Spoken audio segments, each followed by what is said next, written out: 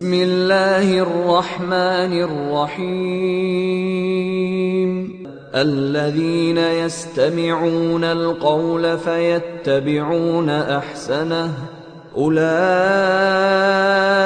الذين هداهم الله وأولئك هم أولو الألباب. السلام عليكم ورحمة الله وبركاته. الحمد لله الصلاة والسلام على رسول الكريم وعلى آله وصحبه أجمعين أما بعد. ആദരണീയരായ കാരണവന്മാരെ, ബഹുമാന്യരെ, സ്നേഹം നിറഞ്ഞ സഹോദരന്മാരെ, സുഹൃത്തുക്കളെ, ഈ ശബ്ദം ശ്രവിച്ചുകൊണ്ടിരിക്കുന്ന നല്ലവരായ നാട്ടുകാരെ, സർവശക്തനായ അല്ലാഹുവിന്റെ എല്ലാ കൽപ്പനാ നിർദ്ദേശങ്ങളും ജീവിതത്തിന്റെ ചെറുതും വലുതുമായ എല്ലാ മേഖലകളിലും പരമാവധി പകർത്തി പാലിച്ച് യഥാർത്ഥ മുത്തഖികളായി ജീവിക്കാൻ ശ്രമിക്കണേ എന്ന് എന്നെയും നിങ്ങളെയും ആദ്യം ഉപദേശിക്കുകയാണ്, വസിയത്ത് ചെയ്യുകയാണ്. മുജാഹിദ് പ്രസ്ഥാനത്തെ സംബന്ധിച്ചിടത്തോളം ഈ ചങ്ങലേരി പ്രദേശത്തെ നല്ലവരായ സഹോദരീ സഹോദരന്മാർക്ക് പ്രത്യേകം പരിചയപ്പെടുത്തേണ്ടതില്ലാത്ത വിധം എല്ലാവരും വിവിധ ഞങ്ങളുടെ പരിപാടികളിലൂടെ കേട്ടവരും അറിഞ്ഞവരും അതുപോലെ തന്നെ ഞങ്ങളൊക്കെ അവർക്കിടയിൽ ജീവിക്കുന്നവരുമാണ് എന്നതുകൊണ്ട് ഞങ്ങളുടെ ആദർശങ്ങളെ സംബന്ധിച്ചും ആശയ നിലപാടുകളെ സംബന്ധിച്ചും അവർക്കറിയാം. എന്ന് മാത്രമല്ല, ഒരുപക്ഷെ കേരളത്തിലെ തന്നെ മറ്റേത് സ്ഥലങ്ങളെക്കാളും മതപരമായ ഉത്ബോധനങ്ങൾ മുജാഹിദുകളുടെ ഭാഗത്തു നിന്ന് നടന്നു വരുന്ന പ്രദേശമായിരിക്കും ഈ ചങ്ങലേരി പ്രദേശം. ആദ്യ സമയങ്ങളിലൊക്കെ ഖുർആൻ ക്ലാസ് എന്ന രൂപത്തിൽ ഞങ്ങൾ തന്നെ സ്വന്തമായൊരു മൈക്ക് സെറ്റും സംവിധാനങ്ങളുമായി ഓരോ പ്രദേശത്തും പോയി എല്ലാ ആഴ്ചയിലും ഒരു പരിപാടിയെങ്കിലും പൊതുപരിപാടിയെങ്കിലും സംഘടിപ്പിക്കാറുണ്ടായിരുന്നു. അതുപോലെ തന്നെ ക്യാമ്പയിനുകളും സമ്മേളനങ്ങളും മറ്റും വരുമ്പോൾ അതിന്റെ പ്രചരണ ഭാഗമായി വേറെയും ഒരുപാട് പരിപാടികൾ. അതുകൊണ്ട് തന്നെ മുജാഹിദ് പ്രസ്ഥാനത്തെ ഇവിടെ പ്രത്യേകം പരിചയപ്പെടുത്തേണ്ടതില്ല എന്നാണ് ഞാൻ മനസ്സിലാക്കുന്നത്. പക്ഷേ ഇങ്ങനെയൊക്കെയാണെങ്കിലും ഈ പ്രസ്ഥാനം പ്രതിനിധാനം ചെയ്യുന്ന പരിശുദ്ധമായ ആദർശത്തെ സംബന്ധിച്ച് ഈ കാലഘട്ടത്തിലും ഇത്രയേറെ ഞങ്ങളെയൊക്കെ പരിചയമുള്ള ആളുകളും ഗുരുതരമായ തെറ്റിദ്ധാരണകൾ വെച്ച് പുലർത്തുന്നതായി കാണാൻ സാധിക്കും.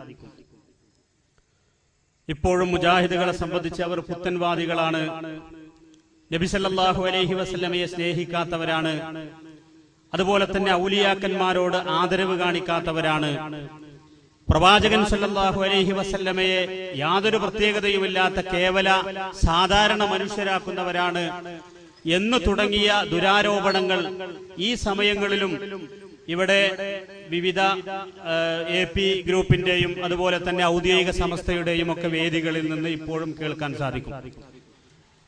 പക്ഷേ ഞാൻ തീർത്തും വിശ്വസിക്കുന്നു, ഈ നാട്ടിലെ നല്ലവരായ എന്റെ നാട്ടുകാർക്ക് ഞങ്ങളെ സംബന്ധിച്ച് മുസ്ലിയാക്കന്മാർ ഈ രൂപത്തിലുള്ള ആരോപണങ്ങളെല്ലാം പറയുമ്പോഴൊക്കെ അത് കളവാണ്. മുജാഹിദുകളുടെ വിശ്വാസം അങ്ങനെയല്ല. അവരല്ലാഹുവിലും അതുപോലെ തന്നെ അള്ളാഹുവിന്റെ തിരുദൂതർ മുഹമ്മദ് മുസ്തഫ സല്ലല്ലാഹു അലൈഹി വസല്ലമയിലും ഒക്കെ അള്ളാഹുവും റസൂലും പഠിപ്പിച്ച രൂപത്തിലുള്ള അടിയുറച്ച വിശ്വാസത്തിൽ നിലകൊള്ളുന്നവരാണ്. എന്ന് മാത്രമല്ല, മറ്റുള്ളവരെക്കാൾ സുന്നത്തിന്റെ കാര്യത്തിൽ ഒരു പിടി മുന്നിലാണവർ എന്ന് ബോധപൂർവം തന്നെ എനിക്ക് പറയാൻ സാധിക്കും. വിശ്വസിക്കുന്നവരാണ് എന്റെ ശബ്ദം കേൾക്കുന്ന നല്ലവരായ നാട്ടുകാർ.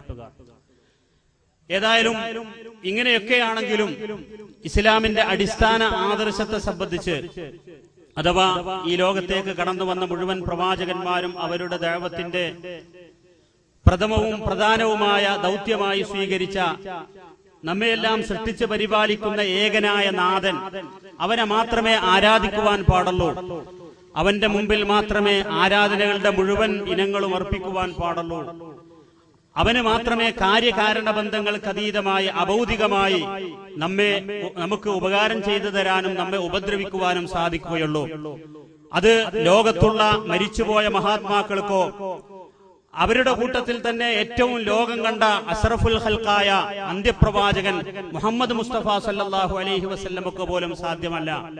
അതുപോലെ തന്നെ ജിന്നുകൾക്കോ മലക്കുകൾക്കോ മറ്റൊന്നും തന്നെ അങ്ങനെ അഭൗതികമായി അഥവാ കാര്യകാരണ ബന്ധങ്ങൾക്ക് അതീതമായി നമ്മെ സ്വാധീനിക്കുവാൻ സാധിക്കുകയില്ല എന്ന് അടിയുറച്ച് വിശ്വസിക്കുന്ന, അതല്ലെങ്കിൽ അങ്ങനെ പഠിപ്പിക്കുന്ന ഇസ്ലാമിന്റെ ഈ അടിസ്ഥാന ആദർശം, അതാണ് മുജാഹിദ് പ്രസ്ഥാനം എന്നും അതിന്റെ ദഅ്വ മേഖലയിൽ ഊന്നിപ്പറയാറുള്ളത്. പക്ഷേ കാലം കുറെ കഴിഞ്ഞപ്പോൾ മുജാഹിദ് പ്രസ്ഥാനത്തിന്റെ ഈ ശക്തമായ പ്രബോധന മേഖലയിൽ കുറെ വലിയ മാറ്റങ്ങൾ ഉണ്ടായിട്ടുണ്ട് എന്നതൊരു യാഥാർത്ഥ്യമാണ്. വലിയ വലിയ മുസ്ലിയാക്കന്മാർ ഇൻഷാ അല്ലാഹ് ഈ സ്റ്റേജിലേക്ക് ഏതാനും നിമിഷങ്ങൾക്കകം എത്തിച്ചേരുന്ന നമ്മുടെ അടുത്ത പ്രദേശത്തുകാരനായ സഅദ് ദാരിമി, അതുപോലെ തന്നെ ഇന്ന് നമ്മളോട് ഇവിടെ കാര്യമായി സംസാരിക്കുകയും അതുപോലെ തന്നെ മുഖാമുഖം നടത്തുകയും ചെയ്യുന്ന ബഹുമാന്യനായ യുവ പണ്ഡിതൻ ഫൈസൽ മുസ്ലിയാർ, അദ്ദേഹമൊക്കെ പള്ളി ദർസുകളിൽ ഓതിപ്പടിച്ച് അതുപോലെ തന്നെ പല രൂപത്തിലുള്ള അന്ധവിശ്വാസങ്ങളും അനാചാരങ്ങളും അതാണ് മതത്തിന്റെ യഥാർത്ഥ രൂപമെന്ന് തെറ്റിദ്ധരിച്ച് അങ്ങനെ മുന്നോട്ട് പോകുന്നവരായിരുന്നു. പക്ഷേ സർവശക്തനായ മഹത്തായ അള്ളാഹുവിന്റെ മഹത്തായ ഔദാര്യത്താൽ അനുഗ്രഹത്താൽ അവർക്കൊക്കെ ഈ സത്യവിശ്വാസത്തിന്റെ വെളിച്ചം ലഭിക്കുകയും ഈ പ്രസ്ഥാനത്തിലേക്ക് കടന്നു വരികയും ചെയ്തതാണ്. ഈ ഇന്നിവിടെ പ്രസംഗിക്കാനിരിക്കുന്ന ഫൈസൽ മുസ്ലിയാർ, അദ്ദേഹത്തിന്റെ പിതാവ് ഈ അടുത്ത കാലം വരെ മമ്പുറം ജാറത്തിലെ പ്രധാനപ്പെട്ട ഒരു ഖാദിമായിരുന്നു. ഇപ്പോഴും അദ്ദേഹം ആ വിശ്വാസത്തിൽ നിന്ന് പൂർണ്ണമായും മാറിയിട്ടുണ്ടോ എന്ന് എനിക്കറിയില്ല. പക്ഷേ അങ്ങനെയുള്ള ശക്തമായ അന്ധവിശ്വാസത്തിന്റെയും അനാചാരത്തിന്റെയും കോട്ടകളിൽ നിന്ന് ഈ സത്യവിശ്വാസം സ്വീകരിച്ച് നാട്ടുകാരുടെ എതിർപ്പും അതുപോലെ തന്നെ അവഗണനയും ആ രൂപത്തിലുള്ള എല്ലാ എതിർപ്പുകളും സഹിച്ചുകൊണ്ട് ഈ സത്യസന്ദേശം പ്രചരിപ്പിക്കുവാനും അത് പ്രബോധനം ചെയ്യുവാനും മുന്നിട്ട് വന്നുകൊണ്ടിരിക്കുകയാണ്. അങ്ങനെ ഒരുപാട് വലിയ പണ്ഡിതന്മാർ ഈ പ്രസ്ഥാനത്തിലേക്ക് കടന്നു വരികയുണ്ടായി. അതൊക്കെ പല പ്രാവശ്യം ഈ ചങ്ങലേരി പ്രദേശത്ത് ഞങ്ങൾ അത്തരം ആളുകളെ കൊണ്ട് പരിപാടികൾ സംഘടിപ്പിക്കുകയും അതുപോലെ തന്നെ അതുമായി ബന്ധപ്പെട്ട കാര്യങ്ങളൊക്കെ അവതരിപ്പിച്ചതായതുകൊണ്ട് അതിലേക്ക് ഞാൻ പ്രവേശിക്കുന്നില്ല. അങ്ങനെ മുജാഹിദ് പ്രസ്ഥാനം നിരവധി പരിപാടികൾ സംഘടിപ്പിച്ചു. സാൽവേഷൻ, അതുപോലെ തന്നെ ഒരുപാട് സംസ്ഥാന സമ്മേളനങ്ങൾ, ഇങ്ങനെയുള്ള പല പരിപാടികളും സംഘടിപ്പിച്ച് ശക്തമായ ലോകത്ത് ഒരു പ്രസ്ഥാനത്തിനും അതുപോലെ തന്നെ ഒരു ആദർശ വിഭാഗത്തിനും കാണാൻ സാധിക്കാത്ത രൂപത്തിലുള്ള ഒരു ശക്തമായ കുതികുത്തിപ്പാച്ചിലായിരുന്നു കുറെ വർഷങ്ങളായി മുജാഹിദ് പ്രസ്ഥാനത്തിന്റേത് എന്ന് ഇതിന്റെ കടുത്ത വിരോധികൾ പോലും ആദർശവൈരികൾ പോലും സമ്മതിക്കുന്ന ഒരു യാഥാർത്ഥ്യമാണ്. എനിക്ക് തീർത്തു പറയാൻ സാധിക്കും, മുജാഹിദ് പ്രസ്ഥാനത്തെ പോലെ നാട്ടിൽ വിപ്ലവങ്ങൾ ഉണ്ടാക്കാൻ ഈ നാട്ടിലെ ഒരു മതപരമായി അതല്ലെങ്കിൽ മതത്തിന്റെ പേരിൽ പ്രവർത്തിക്കുന്ന ഒരു പ്രസ്ഥാനത്തിനും സാധിച്ചിട്ടില്ല എന്നത് ഈ നാട്ടിലെ പത്രമാധ്യമങ്ങൾ ശ്രദ്ധിക്കുന്ന അതുപോലെ തന്നെ ലോകത്തെക്കുറിച്ച് അറിവുള്ള എല്ലാവരും അംഗീകരിക്കുന്ന ഒരു സംഗതിയാണ്. അങ്ങനെ മുജാഹിദ് പ്രസ്ഥാനം കുറെ വളർന്ന് അങ്ങനെ അതിലേക്ക് ഒരുപാട് സാധാരണക്കാരും പണ്ഡിതന്മാരും അതുപോലെ തന്നെ പണക്കാരുമെല്ലാം അങ്ങനെ പലരും കടന്നു വന്നപ്പോൾ പല പ്രസ്ഥാനങ്ങൾക്കും അതുപോലെ തന്നെ പല മുൻകഴിഞ്ഞ പല സംഘടനകൾക്കുമെല്ലാം സംഭവിച്ചതുപോലെ മുജാഹിദ് പ്രസ്ഥാനത്തിനും ചെറിയൊരു പുഴുക്കുത്ത് സംഭവിക്കുകയുണ്ടായി. കാരണം മുജാഹിദ് പ്രസ്ഥാനത്തിലേക്ക് വലിയ മുതലാളിമാർ, ഇപ്പോ നൂർ മുഹമ്മദ് നൂർ ഷാ എന്ന് പറഞ്ഞാൽ കൈരളി സ്റ്റീലിന്റെ അതായത് ഒരുപാട് കോടികൾ ആസ്തിയുള്ള വലിയ കോടീശ്വരനാണ്. അങ്ങനെയുള്ള ആളുകൾ പോലും ഈ പ്രസ്ഥാനത്തിലേക്ക് കടന്നു വന്നു. അങ്ങനെ കടന്നു വന്നപ്പോ കള്ളിയത്ത് സ്റ്റീൽ, കൈരളി സ്റ്റീൽ എന്ന പേരിലൊക്കെ അറിയപ്പെടുന്ന, അതുപോലെ PK സ്റ്റീൽ നിങ്ങൾക്കറിയാം, PK അഹമ്മദ് സാഹിബ്, അങ്ങനെയുള്ള വലിയ വ്യവസായ പ്രമുഖരും മറ്റും ഈ പ്രസ്ഥാനത്ത് അള്ളാഹു ആ രൂപത്തിലും ധന്യമാക്കുകയുണ്ടായി. പക്ഷേ അതൊക്കെ കടന്നു വന്നപ്പോൾ ഈ അങ്ങനെയുള്ള ആളുകളെയും അതുപോലെ തന്നെ ഈ പ്രസ്ഥാനത്തിന്റെ ആദർശം 100% സ്വീകരിക്കാതെ എന്നാൽ പൊതുവെ ഒരു നവോത്ഥാന പ്രസ്ഥാനമാണ് മുജാഹിദ് പ്രസ്ഥാനം. അന്ധവിശ്വാസങ്ങൾക്കും അനാചാരങ്ങൾക്കും എതിരാണ്. അതുപോലെ തന്നെ നാട്ടിൽ കുറെ നന്മകൾ പ്രവർത്തിക്കുന്നവരാണ്. അതുപോലെ തന്നെ കുറെ ഭൗതികമായും ആത്മീയമായൊക്കെ ചിന്തിക്കുന്നവരാണെന്ന് മനസ്സിലാക്കി അങ്ങനെ അതിന്റെ ഒരു നവോത്ഥാനത്തിന്റെ വശം മാത്രം കണക്കിലെടുത്തുകൊണ്ട് പലരും ഇതിലേക്ക് കടന്നു വരികയുണ്ടായി. ആ കൂട്ടത്തിൽപ്പെട്ടതാണ് ഇപ്പോ ഈ അടുത്ത കാലം വരെ മുജാഹിദ് പ്രസ്ഥാനത്തിന്റെ സംസ്ഥാന പ്രസിഡന്റായിരുന്ന ടി.പി. അബ്ദുള്ള കോയ മദനിയെ പോലെയുള്ള രാഷ്ട്രീയക്കാരായ ആളുകൾ. അവർക്ക് മതപരമായി തീരെ പാണ്ഡിത്യമില്ല എന്നല്ല പറയുന്നത്, പക്ഷെ അവർക്ക് രാഷ്ട്രീയത്തോടായിരുന്നു ആഭിമുഖ്യം. അതേപോലെ തന്നെ നേരത്തെ പറഞ്ഞ രൂപത്തിലുള്ള കുറെ കമ്പി മുതലാളിമാരും മറ്റുമൊക്കെ ഈ പ്രസ്ഥാനത്തിലേക്ക് വന്നപ്പോൾ ഈ പ്രസ്ഥാനത്തിന്റെ ആദർശപരമായ കുതികുത്തിപ്പാച്ചിലും അതുപോലെ തന്നെ ഇസ്ലാമിന്റെ കറകളഞ്ഞ രൂപം, അതിന്റെ യഥാർത്ഥ സലഫിയത്ത് അമ്പിയാക്കളും ഔലിയാക്കളും പഠിപ്പിച്ച നബി സല്ലല്ലാഹു അലൈഹി വസല്ലമയിൽ നിന്ന് സ്വഹാബിമാർ മനസ്സിലാക്കിയ, സ്വഹാബിമാരിൽ നിന്ന് അടുത്ത തലമുറ മനസ്സിലാക്കിയ ആ മതത്തിന്റെ കറകളഞ്ഞ രൂപം അത് നേർക്കുനേരെ ജനങ്ങളെ പഠിപ്പിച്ചാൽ അപ്പൊ താടി വെക്കേണ്ടി വരും, നെരിയാണിക്ക് മേലെ പാന്റ് ധരിക്കേണ്ടി വരും. അതുപോലെ തന്നെ ഇസ്ലാം പഠിപ്പിച്ച അള്ളാഹുവിന്റെ റസൂലിന്റെ പല സുന്നത്തുകളും സ്വീകരിക്കേണ്ടി വരും. അങ്ങനെ വന്നാൽ പൊതുജനങ്ങൾക്കിടയിൽ നമുക്കെന്തോ ഒരു കുറവ് സംഭവിക്കുമെന്ന രൂപത്തിൽ പല മുതലാളിമാർക്കും അതുപോലെ തന്നെ രാഷ്ട്രീയ താല്പര്യമുള്ള ടി.പി.യെ പോലെയുള്ള ആളുകൾക്കൊക്കെ തോന്നിയപ്പോൾ സ്വാഭാവികമായും പല സംഘടനകളിലും സംഭവിക്കുന്നത് പോലെയുള്ള ഒരു പുഴുക്കുത്ത് ഇതിലും സംഭവിച്ചു. അതിന്റെ പിന്നിൽ അടിസ്ഥാനപരമായി പ്രവർത്തിച്ചത് അബ്ദുറഹ്മാൻ സലഫി എന്ന് പറയുന്ന ഒരു മടവൂരിച്ചാരനായിരുന്നു. അദ്ദേഹം ഈ മുജാഹിദ് പ്രസ്ഥാനത്തിന്റെ വേദിയിൽ ഞങ്ങളൊക്കെ ആത്മാർത്ഥമായി അദ്ദേഹം സത്യസന്ധമായി ഇതിന്റെ ആദർശം ഉൾക്കൊണ്ടുകൊണ്ടാണെന്ന് വിചാരിച്ച് അദ്ദേഹത്തിന് പല വേദികളും കൊടുത്തിട്ടുണ്ട്. പക്ഷേ അദ്ദേഹം ഈ പ്രസ്ഥാനത്തെ നശിപ്പിച്ച് ഒരു അന്ധവിശ്വാസത്തിന്റെയും അതുപോലെ തന്നെ ഒരു ഇസ്ലാമിക വിരുദ്ധ ആശയങ്ങളുടെയും റൂട്ടിലേക്ക്, അക്കലാനീയത്തിന്റെയും എല്ലാം റൂട്ടിലേക്ക് കൊണ്ടുപോവുകയായിരുന്നു എന്നത് ഈ അടുത്ത ഏതാനും വർഷങ്ങൾക്കുള്ളിലും മാസങ്ങൾക്കുള്ളിലുമാണ് ഞങ്ങൾക്കറിയാൻ സാധിച്ചത്. ഏതായാലും മുജാഹിദ് പ്രസ്ഥാനത്തിന്റെ ശക്തമായ ഈ കുത്തിയൊഴുക്കിൽ വന്ന ആദർശ കൂട്ടായ്മ അത് എന്നും ഭദ്രമാണ്. ഏത് പ്രദേശങ്ങളിൽ പോയാലും ചങ്ങലീരിയിലും നിങ്ങൾക്ക് കാണാം ആദർശം കണ്ടുകൊണ്ട് ആരൊക്കെയാണ് ഇതിലേക്ക് കടന്നു വന്നതെങ്കിൽ അവർ ഈ ആദർശ കൂട്ടായ്മയിൽ ഇപ്പോഴും ഉറച്ചു നിൽക്കുന്നുണ്ട്. അതല്ലാതെ ഭൗതികമായ പല താല്പര്യങ്ങളും കണ്ടുകൊണ്ട് ഇതിലേക്ക് കടന്നു വന്ന ആളുകളൊക്കെ ചപ്പുചവറുകളായി എക്കാലത്തും കടന്നുപോയതുപോലെ ഈ പ്രസ്ഥാനത്തിൽ നിന്ന് പിരിഞ്ഞു പോയിട്ടുണ്ട്. ഇപ്പോഴിതാ പുതിയ വിവാദവുമായി കടന്നു വന്നിട്ടുള്ളത് ജിന്ന് വിവാദവുമായിട്ടാണ്. ജിന്നുവാദികളാണ്. അതായത് അള്ളാഹുവിനെ മാത്രമല്ല അഭൗതികമായി നമ്മളെ സഹായിക്കാൻ സാധിക്കുകയുള്ളൂ, അഭൗതികമായി സഹായിക്കാനും ഉപദ്രവിക്കുവാനും ഒക്കെ ദുർബല ജീവികളായ ജിന്നുകൾക്കും പിശാചുക്കൾക്കും സാധിക്കുമെന്ന് ഞങ്ങളുടെ കൂട്ടത്തിൽ ഒരുപാട് കിതാബോധിയ എന്റെ വാപ്പാനെ ഞാൻ നിങ്ങൾക്ക് പരിചയപ്പെടുത്തി തരേണ്ടതില്ല. ഈ ചങ്ങലീരിയിലെ മുദരിസായിരുന്നു അദ്ദേഹം. ഇവിടത്തെ ഒരുപാട് ആളുകൾക്ക് വെളിച്ചം കൊടുത്ത മഹാനായിരുന്നു അദ്ദേഹം. അദ്ദേഹത്തെ പോലും ഈ അബ്ദുറഹ്മാൻ സലഫിയെ പോലെയുള്ള ദുഷ്ട ചിന്താഗതിക്കാർക്ക് സ്വാധീനിക്കാൻ സാധിച്ചു എന്ന് പറഞ്ഞാൽ എത്രമാത്രം മാരകമാണ് രംഗം എന്നത് ദുഃഖത്തോടുകൂടി നിങ്ങൾ ആലോചിക്കുക. ഏതായാലും ഇങ്ങനെ ഈ ആദർശ കൂട്ടായ്മ എന്നും ഭദ്രമാണ്. പക്ഷേ മറ്റു പല താല്പര്യങ്ങളുമായി കടന്നു വന്ന ആളുകൾ അവര് ചങ്ങലീരിക്കാരെയും ചെറിയ രൂപത്തിൽ സ്വാധീനിച്ചിട്ടുണ്ട്.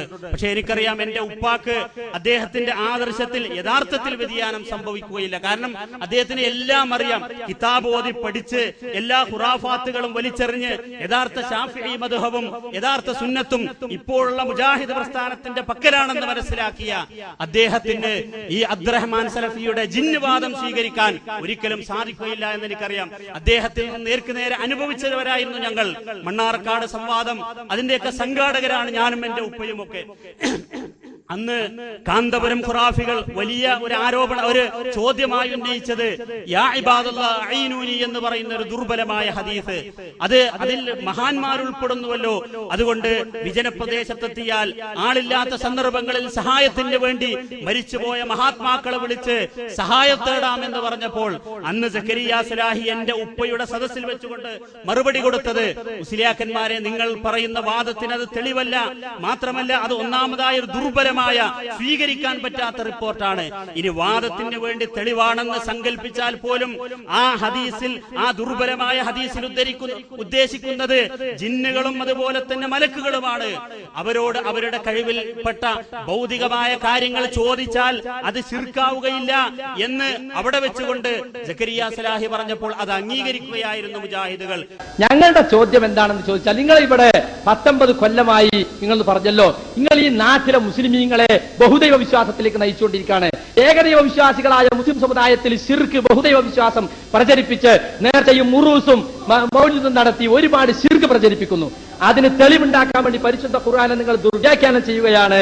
അതുകൊണ്ടാണ് ഞങ്ങൾ ഇവിടെ നിങ്ങളോട് ഈ വക ചോദ്യങ്ങൾ ചോദിക്കുന്നത്. ഇപ്പോഴും മൂപ്പർക്ക് റസൂലുള്ളാഹിന്റെ സാന്നിധ്യത്തിൽ വെച്ച് പ്രാർത്ഥിച്ചത് പറയാൻ കഴിഞ്ഞിട്ടില്ല. പഴയത് ആവർത്തിച്ച് റസൂലുള്ളാഹിന്റെ സദസ്സിൽ വന്നിട്ട് ഒരു കണ്ണുപൊട്ടൻ പറയാണ്, യാ മുഹമ്മദ് ഇന്നി തവജ്ജഹ്തു ബിക. മുമ്പിൽ നിൽക്കുന്ന നബിയോട് പറയാണ്, മുഹമ്മദ് നബിയെ നിങ്ങളെ കൊണ്ട് ഞാൻ അള്ളാഹുവിലേക്ക് മുന്നിടുന്നു, പ്രാർത്ഥിക്കാൻ നബിയോട് ആവശ്യപ്പെടുന്നു. നബി പ്രാർത്ഥിക്കുന്നു. അത് തർക്കമുള്ള വിഷയമല്ല, അത് തവസ്സുലാണ്. തവസ്സുലല്ല ഇവിടുത്തെ ചർച്ചാ വിഷയം. വ്യവസ്ഥ ഒന്ന് വായിച്ചു നോക്കണം. വ്യവസ്ഥയിൽ പറഞ്ഞിട്ടുണ്ട്. വ്യവസ്ഥയിൽ എന്താ പറഞ്ഞിട്ടുള്ളത്? പ്രാർത്ഥനയുടെ പര്യായമായ സഹായം തേട്ടം, അല്ലാതെ പ്രാർത്ഥിക്കാൻ ആവശ്യപ്പെടുന്ന തവസ്സുല അവിടെ. ഹദീസുള്ളതിലുള്ളത് യാ മുഹമ്മദ് ഇന്നി തവജ്ജഹ്തു ബിക. മുന്നിലുള്ള നബിയോട് പറയുകയാണ്, നബിയെ നിങ്ങളെ കൊണ്ട് ഞാൻ മുന്നിടുന്നു. അപ്പൊ മുന്നിലുള്ള റസൂലുള്ളാഹിനോട് പറഞ്ഞല്ല, അസാന്നിധ്യത്തിൽ നബി സല്ലല്ലാഹു അലൈഹി വസല്ലമയുടെ അസാന്നിധ്യത്തിൽ വെച്ച് പറഞ്ഞത്. അതാണ് ഇവിടെ തെളിയിക്കേണ്ടത്. പിന്നെ യാ ഇബാദല്ലാഹി യഗീസൂനി എന്ന് കൈയുണ്ടെന്ന അവിടെ ഏതെങ്കിലും ഒരു സ്ഥലത്ത് നിങ്ങൾ എത്തിപ്പെട്ടാൽ നമ്മൾ രണ്ടാമത്തെ പ്രമാണം എഴുതുമ്പോ സഹീഹായ ഹദീസ് എന്നൊരു നിബന്ധന വെച്ചിട്ടുണ്ട്. അതെന്തിനാരിയോ? ഇതുപോലുള്ള ദുർബല ഹദീസുകൾ നിങ്ങൾ ഇവിടെ കൊണ്ടുവരാതിരിക്കാൻ വേണ്ടിയാണ്. ദുർബലമാണ് ഹദീസ്. അതിന്റെ ദുർബലത ഹദീസ് പണ്ഡിതന്മാര് വ്യക്തമാക്കിയിട്ടുണ്ട്. ഏതെങ്കിലും വസ്തു നിങ്ങൾക്ക് നഷ്ടപ്പെട്ടാൽ, ഏതെങ്കിലും സ്ഥലത്ത് നിങ്ങൾ ഒഴിഞ്ഞ സ്ഥലത്ത് എത്തിപ്പെട്ടാൽ അള്ളാഹുവിന്റെ അടിമകളെ സഹായിക്കണം. അത് ഏതെങ്കിലും പ്രത്യേക ആളുകളെ ലക്ഷ്യം വെച്ചുകൊണ്ട് പറയുന്ന ഒരു സംഗതിയല്ല, തർക്കത്തിലുള്ള ഇസ്തിഗാസയല്ല. ഒരു വിജനമായ സ്ഥലത്ത് നമ്മൾ എത്തിപ്പെട്ടാല് നമ്മളെ വിളി കേൾക്കുന്ന ആരെങ്കിലും ഉണ്ടാകുമെന്ന ഉദ്ദേശത്തോടെ ഒരാൾ വിളിച്ചു പറയുന്നതാണ് ഇബാദല്ലാഹി യഗീസൂനി എന്ന്. വിളിച്ചു പറയുന്നത് ഇവർക്ക് മനുഷ്യരാരെങ്കിലും ഉണ്ടെങ്കിൽ അവർ സഹായിക്കട്ടെ, അതല്ലെങ്കിൽ ആ പ്രദേശത്തുള്ള അദൃശ്യ സൃഷ്ടികളായ മലക്കുകളോ മുസ്ലിം ജിന്നുകളോ സഹായിക്കട്ടെ എന്നതാണ്. അതാണ് ഇവിടെ യഥാർത്ഥ തർക്കത്തിലുള്ള വിഷയവുമായി ബന്ധപ്പെട്ടതല്ല. നേരെ മറിച്ച് ആ സന്ദർഭത്തിൽ നിങ്ങൾ വൈദ്യശേഖരെ രക്ഷിക്കണേ എന്ന് വിളിക്കുന്നതാണെങ്കിലോ അത് ശിർക്കാണ്. അത് നിങ്ങളെ തെളിവ് കൊണ്ടുവരേണ്ടത്. ഇത് ദുർബലമായ ഹദീസാണ്, സഹീഹായ ഹദീസാണ് തെളിവ് ധരിക്കേണ്ടത്. സഹീ ആണെങ്കിൽ തന്നെ നിങ്ങൾക്ക് തെളിവില്ല. തർക്കത്തിരിക്കുന്ന വിഷയത്തിന് എന്റെ ഉപ്പ തന്നെ പലപ്പോഴും സക്കരിയ സലാഹിയെ പോലെയാകണം നിങ്ങളൊക്കെ, അവന് ധീരനാണ്, ഇൽമുള്ളവനാണ് എന്ന് പലപ്പോഴും എന്റെയൊക്കെ സാന്നിധ്യത്തിൽ വെച്ച് പറഞ്ഞത് ഞാൻ ഓർത്തു പോവുകയാണ്. ഇത് പറയുമ്പോ ജിന്നുകളെ വിളിച്ച് തേടാമെന്നോ ജിന്നുകളെ വിളിച്ച് സഹായം ചോദിക്കാമെന്നോ ഒരിക്കലും മുജാഹിദുകൾക്ക് വാദമില്ല. അത് ഇസ്ലാമിന്റെ ശൈലിയല്ല. അത് ജിന്ന് പൂജകരായ പല ആളുകളും ചെയ്യുന്നുണ്ടെങ്കിൽ അതുമായി നമുക്ക് ബന്ധമില്ല. ഏതായാലും ആ സ്വാധീനം എന്റെ ബഹുമാന്യനായ, എനിക്ക് ഏറ്റവും വേണ്ടപ്പെട്ട, എനിക്ക് ജന്മം നൽകിയ എന്റെ പിതാവിനെ പോലും അതുപോലെ തന്നെ എന്റെ പല സഹോദരന്മാരെ പോലും സ്വാധീനിച്ചു എന്നത് എന്റെ ജീവിതത്തിലുണ്ടായ എനിക്ക് ഏറ്റവും വിഷമമുണ്ടാക്കിയ സന്ദർഭങ്ങളാണ്. സഹോദരന്മാരെ, ഇത് പരസ്യമായി സ്റ്റേജ് കെട്ടി പറയാൻ ഒരിക്കലും താല്പര്യമുള്ളത് കൊണ്ടല്ല. പക്ഷേ ഇവിടെ ചങ്ങലീരി പള്ളി കോക്കസ് പിടിച്ചടക്കുകയും എന്നിട്ട് വെള്ളിയാഴ്ചകളിൽ ഹംദും സലാത്തും കഴിഞ്ഞാൽ പിന്നെ വെറും ഈ ജിന്നാരോപണം നടത്തി ഞങ്ങളൊക്കെ ജിന്നിനെ പൂജിക്കുന്നവരാണ്, ജിന്നിനെ ആരാധിക്കുന്നവരാണ് എന്ന് പച്ചയായി മിമ്പറിൽ വെച്ചുകൊണ്ട് പവിത്രമായ മിമ്പറുകൾ ദുരുപയോഗപ്പെടുത്തുകയും അതുപോലെ തന്നെ അത് നാടുനീളെ വിവരിക്കുകയും ചെയ്തുകൊണ്ട് നടക്കുമ്പോൾ സ്വാഭാവികമായും ഞങ്ങൾക്ക് അങ്ങനെ വാദമില്ല.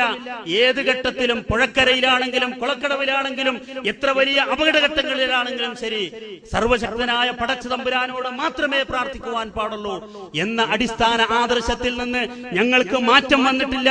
ഞങ്ങൾക്കൊരു കാലത്തും മാറ്റം വരികയില്ല എന്ന് ശക്തമായി ഞങ്ങൾക്ക് നിങ്ങളുടെ മുമ്പിൽ സങ്കടത്തോടു കൂടി പറയേണ്ടി വരികയാണ്. കാരണം ആ രൂപത്തിലുള്ള ആരോപണമാണ് ഈ അബ്ദുറഹ്മാൻ സലഫിയും ടി.പി. അബ്ദുൽ ഖോയ മദനിയെ പോലെയുള്ള മടവൂരി ചാരന്മാർ ഈ പ്രസ്ഥാനത്തെ നശിപ്പിക്കുവാൻ വേണ്ടി എവിടുന്നോ അച്ചാരം വാങ്ങി വന്ന ആളുകൾ എന്റെ വാപ്പാനെയും എന്റെ സഹോദരന്മാരെയും എന്റെ പല നാട്ടുകാരെയും സ്വാധീനിച്ചത്. അതിന്റെ വേദന കൊണ്ട് പറഞ്ഞു പോവുകയാണ്.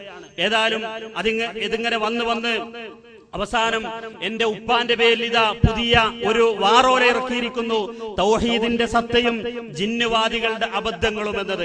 ഇത് എന്റെ വാപ്പ തന്നെ എന്റെ കയ്യിൽ, എന്റെ മകളുടെ കയ്യിൽ കൊടുത്തുവിട്ടു. എന്റെ വാപ്പ ഈ നാട്ടിലെ എല്ലാ സുന്നി സഹോദരന്മാർക്ക് വരെ ഇത് പരസ്യമായി വിതരണം ചെയ്തത് കൊണ്ടാണ് ഇതിനെ സംബന്ധിച്ച് ഞാൻ പരാമർശിക്കുന്നത്. ഇത് നാടുനീളെ നെറ്റിലും അതുപോലെ തന്നെ മറ്റു പല ഭൗതിക സംവിധാനങ്ങളിലൂടെയും നിങ്ങൾക്ക് കാണാൻ സാധിക്കും. ഇതില് പി ഹംസ ബാക്കവി ചങ്ങലീരി എന്ന് പറഞ്ഞ് എന്റെ ബഹുമാന്യനായ വാപ്പാന്റെ പേരാണ് വെച്ചിട്ടുള്ളത്. പക്ഷേ എനിക്ക് തീർത്തു പറയാൻ സാധിക്കും, ഇത് എഴുതിയത് എന്റെ വാപ്പയല്ല, വാപ്പയുടെ ശൈലിയല്ല ഇതിലുള്ളത്. പക്ഷെ ആശയം വാപ്പയുടേതാണ്. വാപ്പാന്റെ ആശയങ്ങൾ ഇതിൽ പലതുമുണ്ട്. അതുകൊണ്ട് തന്നെ വാപ്പ ഇത് 100% പിന്നെ ഉത്തരവാദിയുമാണ്. പക്ഷെ വാപ്പാന്റെ ശൈലിയല്ല ഇതിൽ കാണുന്നത്. ഞാൻ ഇത് പറയുന്നത് ഈ നാട്ടിലെ എന്റെ ശബ്ദം കേട്ടുകൊണ്ടിരിക്കുന്ന ഈ പീഡിയക്കോലായിരിക്കുന്ന സഹോദരന്മാരുടെ കയ്യിൽ പോലും ഈ ലഘുലേഖ എന്റെ വാപ്പ കൊടുത്തു. ഞങ്ങൾക്കിടയിലുള്ള പ്രശ്നം അത് തീർക്കാൻ ഞങ്ങൾക്ക് കേരള ജംഇയ്യത്തുൽ ഉലമ എന്ന് പറയുന്ന പണ്ഡിത സംഘടനയുണ്ട്. ഞങ്ങൾക്ക് അതുമായി ബന്ധപ്പെട്ട ഭൗതിക സംവിധാനങ്ങളുണ്ട്. അതൊന്നും ഉപയോഗപ്പെടുത്താതെ ഞങ്ങളുടെ പേരിലുള്ള ദുരാരോപണങ്ങൾ നടത്തി അത് പരസ്യമായി ആളുകളുടെ കയ്യിൽ കൊണ്ടുപോയി കൊടുത്താൽ ഞങ്ങൾക്ക് പ്രതികരിക്കാതിരിക്കാൻ സാധ്യമല്ല. ഏതായാലും എന്റെ വാപ്പ ഇതിൽ ബിസ്മി ചൊല്ലി ആദ്യത്തെ വാചകം ഈ ലഘുലേഖ മുസ്ലിം സമൂഹത്തോടുള്ള ഗുണകാംക്ഷയാണ് ലക്ഷ്യം വെക്കുന്നത് എന്നാണ് പറഞ്ഞത്. എന്നിട്ട് ഈ ലഘുലേഖ അവസാനിക്കുന്നത് വിശുദ്ധ ഖുർആനിലെ ഒരായത്ത് ഉദ്ധരിച്ചുകൊണ്ടാണ്. സത്യവിശ്വാസികളെ, നിങ്ങൾ അള്ളാഹുവിന് വേണ്ടി നിലകൊള്ളുന്നവരും നീതിക്ക് സാക്ഷ്യം വഹിക്കുന്നവരുമാകുക. ഒരു ജനതയോടുള്ള അമർഷം നീതി പാലിക്കാതിരിക്കാൻ നിങ്ങൾക്ക് പ്രേരകമാകരുത് എന്ന് പറയുന്ന വിശുദ്ധ ഖുർആനിലെ ഒരായത്ത് ഉദ്ധരിക്കുന്നു. ഞാൻ ബോധപൂർവമാണ് ഇനി പറയുന്നത്. എന്റെ വാപ്പ ഈ ആദ്യം പറഞ്ഞ ഗുണകാംക്ഷ എന്ന വാക്കിനോ രണ്ടാമത് അവസാനിപ്പിക്കുന്ന ഇത് നിങ്ങൾ ഒരു വിഭാഗത്തോടുള്ള വിരോധം കാരണം അനീതി പ്രവർത്തിക്കരുത് എന്ന ഈ ആയത്തോ അദ്ദേഹം ഇതിൽ ഉൾക്കൊണ്ടിട്ടില്ല എന്നത് ഈ ലഘുലേഖ വായിക്കുന്ന ഏതൊരാൾക്കും മനസ്സിലാക്കാൻ സാധിക്കും. കാരണം ആ രൂപത്തിലുള്ള തനിച്ച തട്ടിപ്പാണ്, അതല്ലെങ്കിൽ ആ രൂപത്തിലുള്ള പിന്നെ കോട്ടിമാട്ടലുകളാണ് യഥാർത്ഥത്തിൽ ഈ ലഘുലേഖയിൽ നടത്തിയിട്ടുള്ളത്. ഇൻഷാ അല്ലാഹ് ഇതുമായി ബന്ധപ്പെട്ട് എന്റെ സഹോദരന്മാരോടൊക്കെ ഞാൻ അവരുടെ വീട്ടിൽ ചെന്ന് നിങ്ങൾ ചോദ്യം ചോദിക്കാൻ വരണമെന്ന് പറഞ്ഞിട്ടുണ്ട്. എന്റെ സഹോദരന്മാരും സുഹൃത്തുക്കളൊക്കെ ഈ ലഘുലേഖ വെച്ചുകൊണ്ട് തന്നെ ചോദ്യം ചോദിക്കുമെന്നാണ് ഞാൻ വിചാരിക്കുന്നത്. ഏതായാലും ഇതിൽ എന്റെ വാപ്പ 4 പ്രാവശ്യം ഉദ്ധരിച്ചൊരു ഉദ്ധരണി ഈ പുസ്തകത്തിൽ 4 പ്രാവശ്യം ആ ഉദ്ധരണി കൊടുത്തിട്ടുണ്ട്. ആ ഉദ്ധരണി ഞാൻ നിങ്ങളുടെ ശ്രദ്ധയിൽപ്പെടുത്തുകയാണ്. അത് സക്കരിയ സലാഹിയുടെ സലഫി പ്രവർത്തകരോട് സ്നേഹപൂർവ്വം എന്ന് പറയുന്ന ഈ പുസ്തകത്തിൽ നിന്നാണ്. അത് ഇതിന്റെ ആമുഖത്തിൽ പറയുന്നുണ്ട്. എന്നിട്ട് അതിലെ പേജ് നമ്പർ ഉദ്ധരിച്ചുകൊണ്ടാണ് അദ്ദേഹം ആ കാര്യം പറയുന്നത്. ആ ഉദ്ധരണി മാത്രം ഞാൻ നിങ്ങളുടെ ശ്രദ്ധയിൽപ്പെടുത്തിക്കൊണ്ട് ഞാൻ അവസാനിപ്പിക്കുകയാണ്.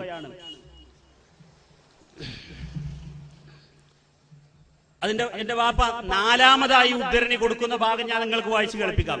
ജിന്നുവാദത്തിലെ പൊള്ളത്തരങ്ങൾ എന്ന് പറഞ്ഞുകൊണ്ടാണ് അദ്ദേഹം ഹെഡിങ് കൊടുക്കുന്നത്. ഈ ലഘുലേഖ മുഴുവൻ എന്റെ ശബ്ദം ബൈലക്സിലൂടെയും അതുപോലെ തന്നെ ഇത് സീഡിയാകുന്ന സമയത്ത് ലോകത്തിന്റെ എല്ലാ ഭാഗത്തുള്ള ആളുകളും എന്റെ വാപ്പക്കെതിരിൽ നിങ്ങൾ പ്രാർത്ഥിക്കരുത്, അദ്ദേഹത്തെ കുറ്റം പറയരുത്, അദ്ദേഹത്തിന് വേണ്ടി പ്രാർത്ഥിക്കണം. ആത്മാർത്ഥമായി ഇന്നും ഈ നമസ്കാര ശേഷം പ്രാർത്ഥിച്ചവനാണ് അദ്ദേഹത്തിന്റെ ഈ മകൻ. കാരണം ഒരിക്കലും അദ്ദേഹം ഈ ആദർശം മനസ്സറിഞ്ഞുകൊണ്ട് സ്വീകരിച്ചിട്ടില്ല എന്നെനിക്കറിയാം. കാരണം അദ്ദേഹത്തിന്റെ കൂടെ അദ്ദേഹത്തിന്റെ ആദർശവുമായി ബന്ധപ്പെട്ട് മനസ്സിലാക്കുന്നവനാണ് ഞാൻ. പക്ഷേ ഈ അബ്ദുറഹ്മാൻ സലഫിക്കും അതുപോലെ തന്നെ ഹനീഫ് കായക്കൊടിക്കും അനസ് മുസ്ലിയാർക്കും അതുപോലെ തന്നെ പുതുതായി കടന്നു വന്ന മടവൂരിച്ചാരനായ നാസർ സുല്ലമിക്കൊക്കെ വേണ്ടി എന്റെ വാപ്പ കിതാബോധിയ വലിയ വലിയ പണ്ഡിതന്മാർക്ക് പണ്ഡിതന്മാർക്ക് കിതാബോധി പഠിപ്പിച്ച എന്റെ വാപ്പ ഇത്ര മോശമാകരുതായിരുന്നു എന്ന് ഒരു പ്രിയപ്പെട്ട മകൻ നിങ്ങൾ അറിയിക്കുകയാണ്. ഏതായാലും അദ്ദേഹം കൊടുക്കുന്ന ഉദ്ധരണി ഞാൻ നിങ്ങളുടെ ശ്രദ്ധയിൽപ്പെടുത്താം. അതിൽ പറയുന്നത്, എന്നാൽ സൃഷ്ടികളുടെ ബ്രാക്കറ്റിൽ തർക്കത്തിലിരിക്കുന്ന ജിന്ന്, മലക്ക് മുതലായവരുടെ, അത് അവർ കൊടുത്തതാണ്, കഴിവിൽപ്പെട്ട കാര്യങ്ങളിൽ പരസ്പര സഹായം ചോദിക്കുന്നതും ചിലർ പ്രാർത്ഥനയായി തെറ്റിദ്ധരിപ്പിക്കാറുണ്ട്. എന്നാൽ അതൊന്നും പ്രാർത്ഥനയുടെ ഗണത്തിൽ പെടുകയില്ലെന്നും ഇസ്ലാം പ്രോത്സാഹിപ്പിച്ച പരസ്പര സഹായമാണ്. എന്റെ വാപ്പ അവസാനിപ്പിക്കുന്നത് പരസ്പര സഹായമാണ് എന്നാണ്. എന്നിട്ട് ബ്രാക്കറ്റിൽ സലഫി പ്രവർത്തകരോട് സ്നേഹപൂർവ്വം, ബ്രാക്കറ്റിലെ പദങ്ങൾ അവ്യക്തത ഒഴിവാക്കുവാൻ ലേഖകന്റേത് ഈ പുസ്തകത്തിൽ നിന്ന് ഉദ്ധരിച്ച. എന്നിട്ട് രണ്ടാമത്, എന്നാൽ അതൊന്നും പ്രാർത്ഥനയുടെ ഗണത്തിൽ പെടുകയില്ല. എന്നിട്ട് പിന്നെ ഉദ്ധരണി, ഇസ്ലാം പ്രോത്സാഹിപ്പിച്ച പരസ്പര സഹായമാണെന്നും. ഇപ്പൊ ഈ 3 ഉദ്ധരണി വായിച്ചാൽ ഇതിന്റെ പല ഭാഗങ്ങളിലും വന്നിട്ടുണ്ട്. ഇത് വായിച്ചാൽ ഏത് സാധാരണക്കാരനും മനസ്സിലാക്കാൻ സാധിക്കും. എന്റെ വാപ്പ ഇതിലൂടെ സമർത്ഥിക്കുന്നത് ജിന്നുവാദികൾ എന്ന് പറഞ്ഞുകൊണ്ട് ഞങ്ങളെയാണ്. യഥാർത്ഥത്തിൽ ജിന്നുവാദികൾ അവരാണ്. ജിന്നുകൾക്ക് അഭൗതികമായ കഴിവുണ്ട്, ജിന്നുകളും മലക്കുകളും പ്രാർത്ഥന കേൾക്കുമെന്ന് ഇവിടുത്തെ പിന്നെ കാന്തപുരം സുന്നികൾ പോലും അത് പറയണ ഞാൻ കേട്ടിട്ടില്ല. അവര് മഹാത്മാക്കളെ പറയാറുള്ളൂ. ജിന്നുകളും മലക്കുകളും പ്രാർത്ഥന കേൾക്കുമെന്ന് വരെ ഹനീഫ് കായക്കൊടിയെ പോലെയുള്ള മുജാഹിദ് പ്രസ്ഥാനത്തെ തകർക്കാൻ വേണ്ടി ഇതിലേക്ക് ചില തൽപര കക്ഷികൾ കടത്തിവിട്ട ആളുകൾ പറഞ്ഞു തുടങ്ങി. അപ്പൊ അങ്ങനെയുള്ള ജിന്നുവാദികളുടെ പേരിലുള്ള ആ വാദം ഞങ്ങളുടെ പേരിൽ ഞങ്ങളെ കുറിച്ച് ജിന്നുവാദികൾ എന്നാക്കി. എന്നിട്ട് ഞങ്ങളുടെ വാദം എന്താണ്? ഇപ്പോ ജിന്നിനെയും മലക്കിനെയും വിളിച്ച് സഹായം തേടുന്നത് അനുവദനീയമാണെന്ന് മാത്രമല്ല, അത് പ്രോത്സാഹിപ്പിക്കപ്പെട്ട സംഗതിയാണെന്നാണ്. യഥാർത്ഥത്തിൽ എന്റെ ഉപ്പ, ഞാൻ ബോധപൂർവമാണ് പറയുന്നത്, എന്റെ ഉപ്പ ഈ ലഘുലേഖ സക്കരിയ മൗലവിയുടെ പേരിലുള്ള ഈ ലഘുലേഖയിൽ നിന്നാണ് ആ ഭാഗം ഇതിൽ ഉദ്ധരിച്ചിട്ടുള്ളത്. എന്റെ വാപ്പ ഒരിക്കലും ഇത് കണ്ടിട്ടുണ്ടാവില്ല. കാരണം എന്റെ വാപ്പ കുറച്ച് മനസാക്ഷിക്കുത്തുള്ള, പരലോകത്തെ പേടില്ല, എല്ലാ ദിവസവും തഹജ്ജുദ് നിസ്കരിക്കുന്ന, അള്ളാനെ പേടിക്കുന്ന വാപ്പയാണ്. ആ വാപ്പ ഒരിക്കലും ഇങ്ങനെ ഒരു പുസ്തകത്തിൽ നിന്ന് ഒരു ഭാഗം മാത്രം എടുത്ത് അതിന്റെ അപ്പുറം ഇപ്പുറം എന്താണെന്ന് നോക്കാതെ ഉദ്ധരിക്കുന്ന ആളല്ല. എനിക്കറിയുന്നതാണ് പറയുന്നത്. അതുകൊണ്ട് വാപ്പാന്റെ പേരിൽ വാപ്പാനെ കൊണ്ട് ഇത് എഴുതിച്ച ആളുകൾ ഇവിടെ വെച്ച് മാത്രമല്ല പരലോകത്തും മറുപടി പറയേണ്ടി വരും. സക്കരിയ സ്വലാഹിയുടെ ആ പുസ്തകത്തിന്റെ 4ാമത്തെ പേജിൽ നിന്ന് ഉദ്ധരിച്ച്, ഇനി ഞാന് സക്കരിയ സ്വലാഹി പറഞ്ഞതും ഈ വാപ്പ ഉദ്ധരിച്ച ഈ ഭാഗം അത് പരിപൂർണമായിട്ട് നിങ്ങളെ വായിച്ചേൽപ്പിക്കുക. എന്നാൽ സൃഷ്ടികളുടെ കഴിവിൽപ്പെട്ട കാര്യങ്ങളിൽ പരസ്പര സഹായം ചോദിക്കുന്നതും ചിലർ പ്രാർത്ഥനയായി തെറ്റിദ്ധരിപ്പിക്കാറുണ്ട്. എന്നാൽ അതൊന്നും പ്രാർത്ഥനയുടെ ഗണത്തിൽ പെടുകയില്ലെന്നും ഇസ്ലാം പ്രോത്സാഹിപ്പിച്ച പരസ്പര സഹായമാണെന്നും മഹാന്മാരെ വിളിച്ച് തേടുന്നവർക്ക് സെലഫികൾ മറുപടി കൊടുക്കാറുണ്ട്. സെലഫികൾ ഇങ്ങനെ മറുപടി കൊടുക്കാറുണ്ട് എന്ന് പറഞ്ഞ ഭാഗം ഇവിടെ ഒഴിവാക്കി. മഹാന്മാരോടുള്ള പ്രാർത്ഥനയെ ഇസ്തിഗാസ, അതായത് സഹായതേട്ടം എന്ന ഓമന പേരിട്ട് ന്യായീകരിക്കുന്നവർ വിജനമായ മരുഭൂമിയിൽ വഴിതെറ്റുകയോ വാഹനമൃഗം നഷ്ടപ്പെടുകയോ ചെയ്യുമ്പോൾ അള്ളാഹുവിന്റെ അടിമകളെ എന്നെ സഹായിക്കൂ, എന്റെ വാഹനമൃഗത്തെ പിടിച്ചുവെക്കൂ എന്നിങ്ങനെ ഉറക്കെ വിളിച്ചു പറയാൻ നിർദ്ദേശിക്കുന്ന റിപ്പോർട്ടുകൾ തെളിവായി ഉദ്ധരിക്കാറുണ്ട്. അതിന് സെലഫികൾ കാലമത്രയും നൽകിയ മറുപടി ഇതാണ്: ഈ ഹദീസ് തെളിവിന് കൊള്ളാത്ത ദുർബലമായ റിപ്പോർട്ടാണ്, അതുകൊണ്ട് തന്നെ അതനുസരിച്ച് പ്രവർത്തിക്കുവാൻ പാടില്ല. അഥവാ ജനപ്രദേശത്തോ യാ ഇബാദല്ലാ എന്ന് വിളിച്ച് സഹായം ചോദിക്കാൻ മാതൃകയില്ല. ഇനി ആ റിപ്പോർട്ട് പ്രബലമാണെങ്കിൽ തന്നെ തർക്കത്തിലുള്ള ഇസ്തിഗാസക്ക് അതിൽ തെളിവില്ല. ലോകത്തിടനീളമുള്ള സലഫി പണ്ഡിതന്മാർ നൽകിയ ഈ മറുപടി തന്നെയാണ് കേരളത്തിലെ മുജാഹിദ് പണ്ഡിതന്മാരും നൽകിയത്. അതുപോലെ തന്നെയാണ് 2009 ജിദ്ദയിൽ വെച്ച് അബ്ദുറഹ്മാൻ സലഫിയും മറുപടി നൽകിയിട്ടുള്ളത്. അങ്ങനെ അദ്ദേഹത്തിന്റെ യൂട്യൂബിലുള്ള ആ പ്രഭാഷണത്തിന്റെ ലിങ്ക് കൊടുത്തു.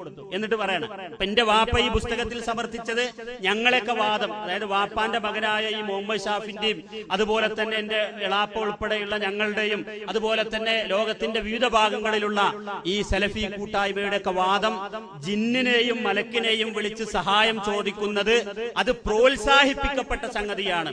അതായത് ഞാന് ഇവിടെ ഇരിക്കുന്ന ഒരാളോട് എന്റെ പോക്കലിൽ പേനല്ലെങ്കിൽ ആ പേനെന്ന് എഴുതാൻ തരുമോ, അതല്ലെങ്കിൽ 50 രൂപ കടം തരുമോ എന്നൊക്കെ ചോദിക്കുന്നത് പോലെ ചോദിക്കുന്നതും കൊടുക്കുന്നതൊക്കെ പ്രോത്സാഹിപ്പിക്കപ്പെട്ട രൂപത്തിലുള്ള സഹായമാണെന്നാണ്. എന്നാൽ സക്കരിയ സ്വലാഹി അതേ പാരഗ്രാഫിൽ പറയുന്നത് നീ കേട്ടോളി: വാസ്തവത്തിൽ വിജന സ്ഥലത്ത് വെച്ച് യാ ഇബാദല്ലാ എന്ന് വിളിക്കാമെന്നോ നമ്മൾ ആരും പറയുന്നില്ല. അതുപോലെ ഭൗതിക കാര്യങ്ങളിൽ പോലും ജിന്നുകളോട് സഹായം ചോദിക്കാമെന്ന് നമുക്കാർക്കും വാദമില്ല. എന്തുകൊണ്ടെന്നാൽ നബി സല്ലല്ലാഹു അലൈഹി വസല്ലമയും സ്വഹാബത്തും അതിന് മാതൃക കാണിച്ചു തന്നിട്ടില്ല. യാ ഇബാദല്ലാ എന്ന ദുർബല റിപ്പോർട്ട് സംബന്ധിച്ച ചർച്ചയിൽ ഇമാമിയങ്ങളും ലോക സലഫി പണ്ഡിതന്മാരും 2012 ജൂലൈ വരെ കേരളത്തിലെ മുജാഹിദ് പണ്ഡിതന്മാരും പറഞ്ഞിരുന്നത് അത് വെച്ച് അമൽ ചെയ്യാൻ പറ്റില്ലെന്നും എന്നാൽ അതിൽ ശിർക്കില്ലെന്നുമാണെന്നാണല്ലോ. അതിനർത്ഥം ഏതെങ്കിലും സാഹചര്യത്തിൽ ഭൗതിക കാര്യങ്ങൾക്ക് പോലും ജിന്നിനോട് സഹായം തേടാമെന്ന് സ്വലാഹി അടക്കം ആരും ഇതുവരെ പറഞ്ഞിട്ടുമില്ല. അപ്പൊ ഭൗതികമായ സഹായങ്ങൾ പോലും ജിന്നിനോട് ചോദിക്കാമെന്നോ അനുവദനീയമാണെന്ന് പോലും പറഞ്ഞിട്ടില്ല. എന്നിട്ട് എന്റെ വാപ്പായുടെ പേരിൽ ഇറങ്ങിയ ഈ ലഘുലേഖയിൽ ചില മടപൂരിചാരന്മാർ ആരോപിക്കുന്നത് ഞങ്ങളുടെ വാദം ജിന്നിനോടുള്ള സഹായത്തേട്ടം പ്രോത്സാഹിപ്പിക്കപ്പെട്ടതാണെന്നാണ്. എന്നിട്ട് പറയണം, ഇത്രയും കാലം നാം ഒരുമിച്ച് സ്വീകരിച്ച അതേ നിലപാടിൽ നിന്ന് അബ്ദുറഹ്മാൻ സലഫിയുടെ സ്വാർത്ഥമായ ചില അജണ്ടകൾക്ക് വേണ്ടി മാറ്റം വരുത്തുമ്പോൾ മുജാഹിദ് പ്രസ്ഥാനം ഇതുവരെ ശിർക്കൻ വാദങ്ങളിലായിരുന്നു എന്ന് സമ്മതിക്കേണ്ടി വരും. മൂവാറ്റുപുഴ വരെയുള്ള സംവാദങ്ങളിൽ ശിർക്കുള്ളവർ തമ്മിലായിരുന്നു ഏറ്റുമുട്ടിയത് എന്നും വരുന്നു. ഇത് തീർത്തും സത്യവിരുദ്ധവും അവാസ്തവവുമാണ്. അതിനാൽ ഒരു ദുർബല റിപ്പോർട്ട് സംബന്ധിച്ച് അനാവശ്യ ചർച്ച നാണക്കേടിലെത്തരുതെന്ന് അഭ്യർത്ഥിച്ചുകൊള്ളുന്നു. എന്നിട്ട് സക്കരിയ സ്വലാഹി ഇതില് 10-20 പ്രാവശ്യം പറയുന്നുണ്ട്. മാത്രമല്ല സക്കരിയ സ്വലാഹി അദ്ദേഹവും പത്രത്തിന് കൊടുത്ത ഒരു റിപ്പോർട്ട് മാതൃഭൂമി പത്രത്തിൽ പ്രസിദ്ധീകരിച്ചതിൽ കൊടുത്തിട്ടുണ്ട്. പ്രാർത്ഥനയും സഹായത്തേട്ടവും സൃഷ്ടാവിനോട് മാത്രം, അല്ലാഹുവല്ലാത്തവരോട് പ്രാർത്ഥനയുടെ പരിധിയിൽപ്പെടുന്ന സഹായത്തേട്ടം നടത്തിയാൽ അത് ശിർക്കാണ്, അല്ലാഹു ഒരിക്കലും പൊറുക്കാത്ത മഹാപാപമാണ്. ഇതിന്റെ രണ്ടാമത്തെ പേജിലും പറഞ്ഞു, ജിന്നുകളെ വിളിച്ച് പ്രാർത്ഥിക്കുന്നത് ശിർക്കു തന്നെ. ജിന്നുകളെ എന്നെ സഹായിക്കണേ എന്ന് യാതൊരു നിബന്ധനകളുമില്ലാതെ ജിന്നുകളെ വിളിച്ച് സഹായം തേടിയാൽ, അതുപോലെ തന്നെ ജിന്നുകളെ എന്നെ സ്വർഗത്തിലാക്കണേ, ജിന്നുകളെ എനിക്ക് പരലോകത്തിനെ രക്ഷപ്പെടുത്തണേ, എന്നെ ഹിദായത്തിലാക്കണേ എന്നിങ്ങനെ ജിന്നുകളോട് ചോദിച്ചാൽ കടുത്ത ശിർക്കാണ് എന്ന കാര്യത്തിൽ ഒരു തർക്കവുമില്ല എന്ന് അടിയുറച്ച് വിശ്വസിക്കുന്ന, അത് പരസ്യമായി ഒരു 25-ലധികം പ്രാവശ്യം ആവർത്തിച്ചെഴുതിയ ഈ പുസ്തകത്തിലെ അദ്ദേഹത്തിന് ഗണ്ണിക്കാൻ പറ്റുന്ന ഒരു ഭാഗം മാത്രം വാലും തലയും വെട്ടിമാറ്റി എന്റെ വാപ്പാന്റെ പേരിൽ ഇറങ്ങിയ ഈ പുസ്തകത്തിൽ അവതരിപ്പിച്ചിട്ടുണ്ട്. അതുകൊണ്ട് എനിക്ക് പറയാനുള്ളത്, എന്റെ വാപ്പാനെ കൊണ്ട് ഇത് എഴുതിച്ച അബ്ദുറഹ്മാൻ സലഫിയും അതുപോലെ തന്നെ ഹനീഫ് കായ്ക്കൊടിയും TP അബ്ദുള്ള കോയ മദനിയും ഒക്കെ, നിങ്ങൾക്ക് പരലോകത്തെ പേടിയില്ലെങ്കിൽ ഇത് ഈ ദുനിയാവിൽ വെച്ച് തന്നെ ഞങ്ങളെപ്പോലെയുള്ള ആളുകൾ ഇത് കൈകാര്യം ചെയ്യുമെന്നെങ്കിലും നിങ്ങൾ ആലോചിക്കണ്ടേ എന്ന് മാത്രമാണ് ഞാൻ അവസാനിപ്പിക്കുകയാണ്. ഏതായാലും ഈ രൂപത്തിലുള്ള ഒരുപാട് തട്ടിപ്പുകളാണ് ഇതിലുള്ളത്. ഇന്ന് ഇതിന്റെ പേരിൽ ഞങ്ങൾ പരിപാടി നടത്തിയപ്പോൾ അതിന്റെ പേരിൽ ഇതാ പുതിയൊരു നോട്ടീസ് ഇറക്കി. KNM പുറത്താക്കിയവരുടെയും, അതായത് ജിന്നുവാദക്കാർ, അവരെ പിന്തുടരുന്നവരുടെയും വാദങ്ങൾ. എന്നിട്ട് ഇതിൽ രണ്ടാമത് എഴുതിയത് ഞാൻ ഈ പറഞ്ഞ തട്ടിപ്പൻ ഉദ്ധരണിയാണ്. അപ്പൊ ഇവർക്ക് നീതിബോധം എന്ന് പറയുന്നത് എന്റെ വാപ്പ അവസാനത്തിൽ കൊടുത്ത നീതിയെ സംബന്ധിച്ചുള്ള ആയത്ത്, അതുപോലെ തന്നെ അദ്ദേഹം പറഞ്ഞ സമൂഹത്തോടുള്ള ഗുണകാംക്ഷ, ഇതെങ്കിലുമുള്ള ആളുകൾ ഇനിയെങ്കിലും തൗബ ചെയ്യുക, ഞങ്ങളോട് മാപ്പ് പറയുക എന്ന് ഈ സമയത്ത് ഓർമ്മപ്പെടുത്തുകയാണ്. ഞാൻ അവസാനിപ്പിക്കുകയാണ്. നമുക്ക് ഏറ്റവും പ്രിയപ്പെട്ട, നമ്മളെല്ലാവരും പ്രതീക്ഷയോടുകൂടി കാത്തിരിക്കുന്ന നമ്മുടെ മുഖാമുഖം ചോദ്യോത്തരവും അതുപോലെ തന്നെ അതിന്റെ മുന്നോടിയായുള്ള വിഷയാവതരണവുമാണ് നടക്കാനുള്ളത്. അതുമായി ബന്ധപ്പെട്ടൊരു കാര്യം അറിയിക്കാനുള്ളത്, ഞങ്ങള് ഇതുപോലെ പരസ്യമായി ഒരിക്കലും ഞങ്ങൾക്കിടയിലുള്ള വിഷയം പരസ്യമായി പറയുന്നവരല്ല. അത് നിങ്ങൾക്ക് എല്ലാവർക്കും അറിയാം. ഇങ്ങനെ മുജാഹിദ് പ്രസ്ഥാനത്തിൽ ഏകദേശം ഒരു 2 കൊല്ലത്തോളമായി ഈ പ്രശ്നം വന്നിട്ട് ഇതൊക്കെ പറയാനുള്ള മൈക്ക് സെറ്റ് പോലും എന്റെ സ്വന്തം ചെലവിൽ ഞാൻ വാങ്ങിയിട്ടുണ്ട്. പക്ഷെ എന്നിട്ട് പോലും ഞങ്ങളത് പരസ്യമായി പറഞ്ഞിട്ടില്ല. അതിനുള്ള സൗകര്യമില്ലാത്തത് കൊണ്ടോ കഴിവില്ലാത്തത് കൊണ്ടോ അല്ല. പക്ഷെ ഇങ്ങനെയുള്ള വാറോലകൾ പരസ്യമായി ആളുകളുടെ സുന്നിപ്പള്ളികളിൽ പോലും വിതരണം ചെയ്യുമ്പോൾ ഇത് പ്രതികരിക്കാതിരിക്കാൻ സാധ്യമല്ല. മാത്രമല്ല, പവിത്രമായ പള്ളി മിമ്പറുകൾ ഇത് ദുരുപയോഗപ്പെടുത്തുമ്പോൾ ഇത് പറയൽ നിർബന്ധമായി വന്നിരിക്കുകയാണ്. മാത്രമല്ല, മടവൂരി ചാരനായ ഈ പ്രസ്ഥാനത്തെ തകർക്കുവാൻ വേണ്ടി ചില അകലാനികളായ, ഇസ്ലാമിനെ ബുദ്ധിയുടെ അടിസ്ഥാനത്തിൽ മാത്രം വിശദീകരിക്കുന്ന, ഇസ്ലാമിന്റെ പ്രമാണങ്ങളെ നിഷ്കരുണം തള്ളിക്കളയുന്ന അകലാനികളായ ആളുകൾ ചിലതൊക്കെ കൊടുത്തുകൊണ്ട് ഈ പ്രസ്ഥാനത്തിലേക്ക് കടത്തിവിട്ട നാസർ സുല്ലമി എന്ന് പറയുന്ന എടത്തനാട്ടുകാരക്കാരനായ ചാരൻ, അദ്ദേഹത്തെ കൊണ്ടുവന്നുകൊണ്ട്, അദ്ദേഹം ചാരനാണെന്ന് ഇവർക്കൊക്കെ ശരിക്കറിയാം, പക്ഷെ ഞങ്ങളോടുള്ള വിരോധം കൊണ്ട് അദ്ദേഹത്തെ കൊണ്ടുവന്നുകൊണ്ട് ഞങ്ങളുടെയൊക്കെ ചെലവിലുണ്ടാക്കിയ മദ്രസയിൽ വെച്ചുകൊണ്ട് ഒരു പരിപാടി സംഘടിപ്പിച്ചു. എന്നിട്ട് ഞങ്ങളെയൊക്കെ വെല്ലുവിളിച്ചു. എന്നിട്ട് അതിനുശേഷം ഈ പള്ളിയുടെ സെക്രട്ടറിയും എന്റെ മൂത്താപ്പയുടെ മകനുമായ സെയ്ദും അതുപോലെ തന്നെ മറ്റുള്ളവരൊക്കെ ഞങ്ങളോട് പറഞ്ഞത്, ഇതുപോലെ ഞങ്ങൾക്ക് ചോദ്യോത്തരത്തിന്റെ ഒരു അവസരം നിങ്ങൾ ഉണ്ടാക്കി തരണമെന്നാണ്. അന്ന് മനസ്സിൽ കുറിച്ചിട്ടതാണ് ഇതുപോലെയുള്ള പരിപാടി. പരസ്യമായി എന്റെ സഹോദരന്മാർക്ക്, എന്റെ നാട്ടുകാർക്ക്, എന്റെ ബന്ധപ്പെട്ട ആളുകൾക്ക്, അവർക്ക് ഈ വിഷയത്തിലുള്ള മുഴുവൻ സംശയങ്ങളും തീർക്കാൻ വേണ്ടിയുള്ള ഒരു വേദിയാണ് പ്രഥമമായി ഇത് സംഘടിപ്പിച്ചിട്ടുള്ളത് എന്നറിയിക്കുകയാണ്. അതുകൊണ്ട് തന്നെ ഞങ്ങൾ സ്ക്വാഡ് വർക്കായി ഇവരുടെയൊക്കെ ഏകദേശം എല്ലാവരും വീട്ടിൽ ചെന്ന് ക്ഷണിച്ചിട്ടുണ്ട്. അവരൊക്കെ വരുമെന്നാണ് പ്രതീക്ഷിക്കുന്നത്. അവർക്ക് എന്റെ ഉപ്പാന്റെ ഈ ലഘുലേഖയുണ്ടാക്കിയ വസ്വാസും അതുപോലെ തന്നെ ഈ മടവൂരി ചാരനും അതുപോലെ തന്നെ മറ്റു ചാരന്മാരൊക്കെ ഉണ്ടാക്കിയ വസ്വാസുകൾ അവരിവിടെ ചോദിക്കണം, എന്നിട്ട് അതിന് നിവാരണം വരുത്തണമെന്നാണ് ആഗ്രഹിക്കുന്നത്. അതുപോലെ തന്നെ നമുക്കറിയാം, ഈ ഇസ്ലാം മതത്തെ തകർക്കുവാൻ വേണ്ടി ജൂതന്മാരിൽ നിന്നും ഷിയാക്കളിൽ നിന്നും അച്ചാരം വാങ്ങിയവരാണ് ഇവിടത്തെ കാന്തപുരം സുന്നികൾ. അന്ധവിശ്വാസങ്ങളും അനാചാരങ്ങളും അത് എങ്ങനെയൊക്കെ സ്ഥാപിക്കുവാൻ പറ്റുമോ അതിനുവേണ്ടി വിശുദ്ധ ഖുർആനിൽ പോലും തിരുമറി നടത്തിയ, നബി സല്ലല്ലാഹു അലൈഹി വസല്ലമയുടെ ഹദീസുകൾ പോലും കോട്ടിമാട്ടിയ, എന്തിനധികം 10 കിതാബ് മുതൽ അല്ലുമ്മ വരെയുള്ള സകല കിതാബുകളുടെയും അർത്ഥങ്ങളിൽ തിരുമറി നടത്തുകയും ഉദ്ധരണികളിൽ പോലും മാറ്റം വരുത്താൻ തയ്യാറായവരാണ് ഈ നാട്ടിലെ കാന്തപുരം സുന്നികൾ എന്നത് ഇവിടുത്തെ ഔദ്യോഗിക സമസ്തക്കാരും അറിയണം. കാരണം അവരെ കുറിച്ച് നിങ്ങളെക്കാൾ കൂടുതൽ അതുമായി ബന്ധപ്പെട്ട് അറിയുന്നവരാണ് ഞങ്ങൾ. ഏതായാലും അത്തരം ആളുകൾ അവര് ഞങ്ങളോട് മുമ്പ് ഇവിടെ ബാലുശ്ശേരി പ്രസംഗിക്കുന്ന സമയത്ത് മോദിക്കലുള്ള AP സുഹൃത്തുക്കൾ വന്ന് പറഞ്ഞു ഞങ്ങൾക്ക് ചോദ്യം ചോദിക്കണമെന്ന്. അപ്പൊ ഞങ്ങൾ പറഞ്ഞു, ഇത് ചോദ്യോത്തരത്തിലുള്ള അവസരമല്ല, ഒരു വിഷയാവതരണം മാത്രമാണ്. ഇൻഷാ അല്ലാഹ് പിന്നീട് ഞങ്ങൾ ഉണ്ടാക്കുമ്പോൾ അറിയിക്കാമെന്ന് പറഞ്ഞിരുന്നു. അതിന്റെ അടിസ്ഥാനത്തിൽ ആ സഹോദരന്മാരെ ഞാൻ തന്നെ നേർക്ക് നേരെ എന്റെ മൊബൈലിൽ വിളിച്ച് നിങ്ങൾക്ക് സൗകര്യമുണ്ട്, എല്ലാവിധ സംരക്ഷണവും ഞങ്ങൾ നൽകും, നിങ്ങളുടെ കാലിൽ ഒരു ചെറിയ ഉറുമ്പ് കടിക്കാൻ പോലും ഞങ്ങൾ സമ്മതിക്കുകയില്ല, ആ രൂപത്തിലുള്ള സംരക്ഷണം നൽകാൻ ഞങ്ങൾ തയ്യാറാണ്. അതല്ലാതെ കാന്തപുരം സുന്നികളെ പോലെ അവര് തന്നെ മുജാഹിദുകളെ പോലെ അഭിനയിച്ചുകൊണ്ട് ചോദ്യം ചോദിക്കുകയും എന്നിട്ട് അവസാനം ഞാനിതാ സുന്നിയായിരിക്കുന്നു എന്ന് അഭിനയിക്കുകയും ചെയ്യുന്ന നാടകമല്ല യഥാർത്ഥത്തിൽ ഈ ചങ്ങലീരി 2-ാം മൈൽ ഇൻഷാ അല്ലാഹ് ഏതാനും നിമിഷങ്ങൾക്കകം നടക്കാൻ പോകുന്നത്. നിങ്ങൾക്കുള്ള ചോദ്യം കൃത്യമായി നിങ്ങൾ ചോദിക്കുക. ഇൻഷാ അല്ലാഹ് അതിന് പ്രമാണബദ്ധമായി ഇവിടെ അവതരിപ്പിക്കുന്ന വിഷയത്തിൽ ഒതുങ്ങുന്നുള്ള ചോദ്യങ്ങൾക്കുള്ള കൃത്യമായ മറുപടി ഇൻഷാ അല്ലാഹ് ഇവിടെ നൽകും. അതുകൊണ്ട് അവർക്കും പ്രത്യേകമായ അവസരം കൊടുത്തിട്ടുണ്ട്. പക്ഷേ ഇന്നലെ രാത്രി മുതൽ ഇന്ന് ഈ പരിപാടി തുടങ്ങുന്നതിനിടക്ക് ഏകദേശം ഒരു 40ഓളം കോളുകൾ എനിക്ക് വന്നു എന്റെ മൊബൈലിലേക്ക്. ഒരുപാട് മുസ്ലിയാക്കന്മാർ വിളിച്ചു, ഞങ്ങൾ ഒരു ബസ് വരുന്നുണ്ട്, ഒരു ജീപ്പ് നിറച്ച ആളുകൾ വരുന്നുണ്ട്, ഞങ്ങൾ ചോദ്യം ചോദിക്കാൻ സമ്മതിക്കുന്നില്ലെങ്കിൽ ഞങ്ങൾ കലക്കും, അതുപോലെ തന്നെ ഞങ്ങൾ അവിടെ ചങ്ങലീരി മുഴുവൻ ഫ്ലക്സ് കെട്ടും എന്നൊക്കെ പറഞ്ഞുകൊണ്ട് ഭീഷണിപ്പെടുത്തുകയുണ്ടായി. അവരോടൊക്കെ മാന്യമായി ഞങ്ങൾ പറഞ്ഞു, ഞങ്ങൾ പരസ്യമായി മൈക്ക് പെർമിഷൻ എടുത്തുകൊണ്ട് നാടുനീളെ പോസ്റ്റർ ഒട്ടിച്ചുകൊണ്ട് നിങ്ങളുടെയൊക്കെ വീടിന്റെ മുമ്പിൽ വന്ന് അനൗൺസ്മെന്റ് ചെയ്തുകൊണ്ട് നടത്തുന്ന പരിപാടിയാണ് ഇത്. പേടിത്തൊണ്ടന്മാരല്ല, ഞങ്ങളുടെ കയ്യിൽ 100% പ്രമാണമുണ്ട്, തെളിവുകളുണ്ട് എന്ന് ബോധ്യപ്പെട്ടത് കൊണ്ടാണ് അന്ധവിശ്വാസങ്ങൾ വലിച്ചെറിഞ്ഞുകൊണ്ട് ഈ ഫൈസൽ മുസ്ലിയാരെ പോലെയുള്ള ആളുകളൊക്കെ ഇതിലേക്ക് കടന്നു വന്നത്. അതുകൊണ്ട് ധൈര്യപൂർവ്വം ഞങ്ങൾ അവരോട് പറഞ്ഞു, നിങ്ങൾക്ക് വരാം, എല്ലാവിധ സംരക്ഷണവും നൽകാം. പക്ഷേ ഞാനൊരു നിബന്ധന പറഞ്ഞു, ഇത് പ്രഥമമായി ചങ്ങലീരിക്കാരായ ആളുകൾക്കാണ് ആദ്യം ഇവിടെ അവസരം കൊടുക്കുന്നത്. ചങ്ങലീരിക്കാരായ ആളുകളാണ് ഇത് പ്രത്യേകം ആവശ്യപ്പെട്ടത്. അതുകൊണ്ട് പ്രത്യേകിച്ച് മോദിക്കലുള്ള അതുപോലെ തന്നെ 2-ാം മൈലിലുള്ള അബ്ദുറഹ്മാൻ എന്ന് പറയുന്ന സുഹൃത്തിനെ എനിക്ക് വിളിച്ചു.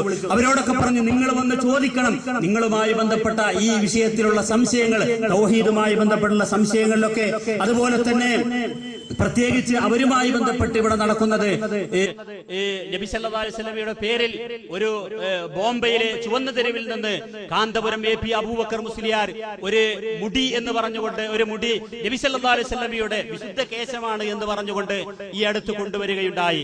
പക്ഷേ കാന്തപുരം ഗ്രൂപ്പിൽ തന്നെ അള്ളാഹുവിനെ പേടിയുള്ള, പരലോകത്ത് ഭയപ്പെടുന്ന, നാളെ പരലോകത്ത് നബി സല്ലല്ലാഹു അലൈഹി വസല്ലമയുടെ കയ്യിൽ നിന്ന് ഹൗദുൽ കൗസറിൽ നിന്ന് വെള്ളം കുടിക്കണമെന്ന് ആഗ്രഹിക്കുന്ന, പ്രവാചകനെ ആത്മാർത്ഥമായി സ്നേഹിക്കുന്ന ജിഷാൻ മാഹിയെ പോലെയുള്ള പല ആളുകളും അവര് രംഗത്ത് വന്നുകൊണ്ട് കാന്തപുരത്തിന്റെ മുടിയെ സംബന്ധിച്ച് അവർ പരിശോധിക്കുകയും അങ്ങനെ അവസാനം അത് പിന്നെ ജാലിയൻവാല എന്ന് പറയുന്ന 5 വഖ്ത് നമസ്കരിക്കുക പോലും ചെയ്യാത്ത, ഒരു ഫാത്തിഹ പോലും വ്യക്തമായി ഓതാൻ കഴിയാത്ത ഒരു ജാഹിലായ, അതുപോലെ തന്നെ ചുവന്ന തെരുവുമായി ബന്ധപ്പെട്ട ഒരു ദുഷിച്ച മനുഷ്യനിൽ നിന്ന് കൊണ്ടുവന്നതാണ് എന്ന് അവര് ഏലംകുളം അബ്ദുർ റഷീദ് സഖാഫിക്ക് പോലും അതറിയാം. ഇവിടുത്തെ കാന്തപുരം പള്ളിയിലുള്ള മുസ്ലിയാക്കന്മാരോട് നിങ്ങൾ ചോദിക്കൂ, നമ്മുടെ ഈ നാട്ടുകാരനായ ഏലംകുളം അബ്ദുർ റഷീദ് സഖാഫിക്ക് പോലും, അദ്ദേഹം പോലും ആ മുടിയെ പൊളിച്ചെഴുതാൻ ആ പ്രയത്നത്തിൽ പങ്കെടുത്തവരാണ്. അതുകൊണ്ട് ആ മുടിയുമായി ബന്ധപ്പെട്ട് അവർക്ക് ഏത് ചോദ്യങ്ങളും ചോദിക്കുവാനുള്ള തുറന്ന അവസരം അവർക്കും നൽകുന്നു.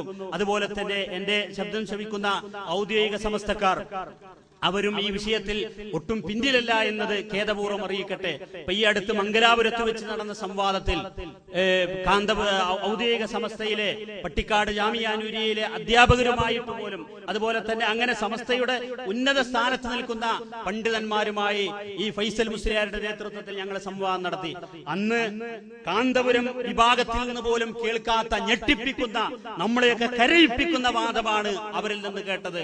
അതായത് ഞങ്ങൾ ചോദിച്ചു, ഇഹ്ദിന സിറാത്തുൽ മുസ്തഖീം, ഞങ്ങളെ നേരായ മാർഗത്തിലൂടെ നടത്തണമേ, ഞങ്ങൾക്ക് ഹിദായത്ത് നൽകണേ എന്ന് മരിച്ചുപോയ മുഹിയുദ്ദീൻ ശൈഖിനോടും മറ്റും ചോദിക്കുവാൻ പറ്റുമോ എന്ന് ചോദിച്ചപ്പോൾ യാതൊരു മനസ്സാക്ഷി കുത്തുമില്ലാതെ അങ്ങനെ പറ്റും, മുഹിയുദ്ദീൻ ശൈഖിനോട് പോലും ഹിദായത്തിനെ ചോദിക്കാം, ഇന്നാ ലില്ലാഹി വ ഇന്നാ ഇലൈഹി റാജിഊൻ, ആ രൂപത്തിലുള്ള മറുപടിയാണ് അവരിൽ നിന്നും കേട്ടത്.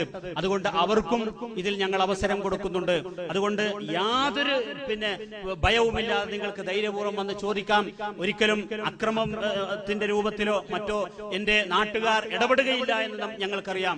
മുമ്പ് കാന്തപുരം സുന്നികളാണ് ഇവിടെ ഒരു പ്രശ്നമുണ്ടാക്കുകയും 2 സഹോദരന്മാരുടെ മരണത്തിന് കാരണമാവുകയും ചെയ്തത്.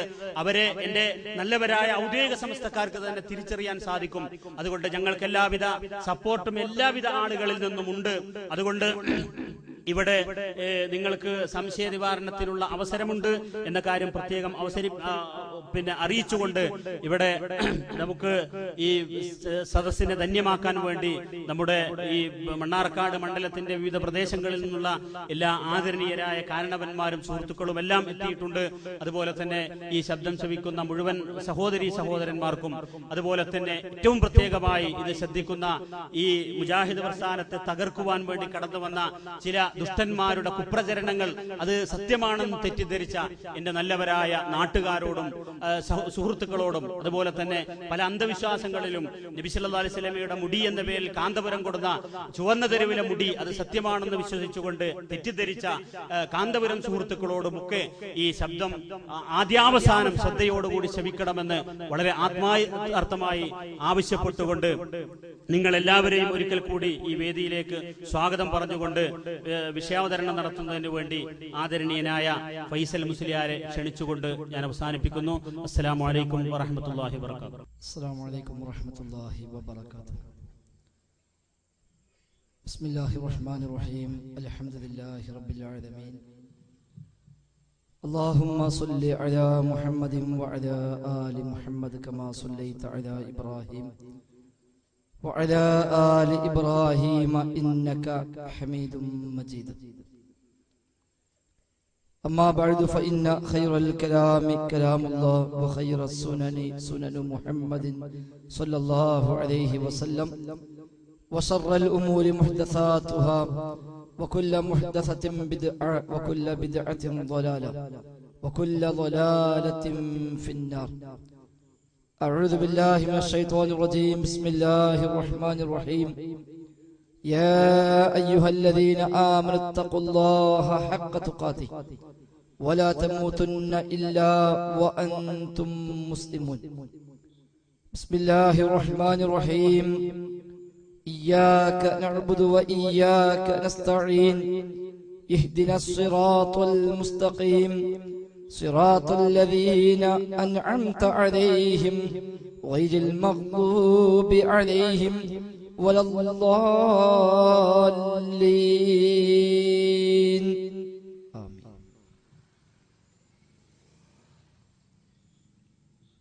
ബഹുമാന്യരായ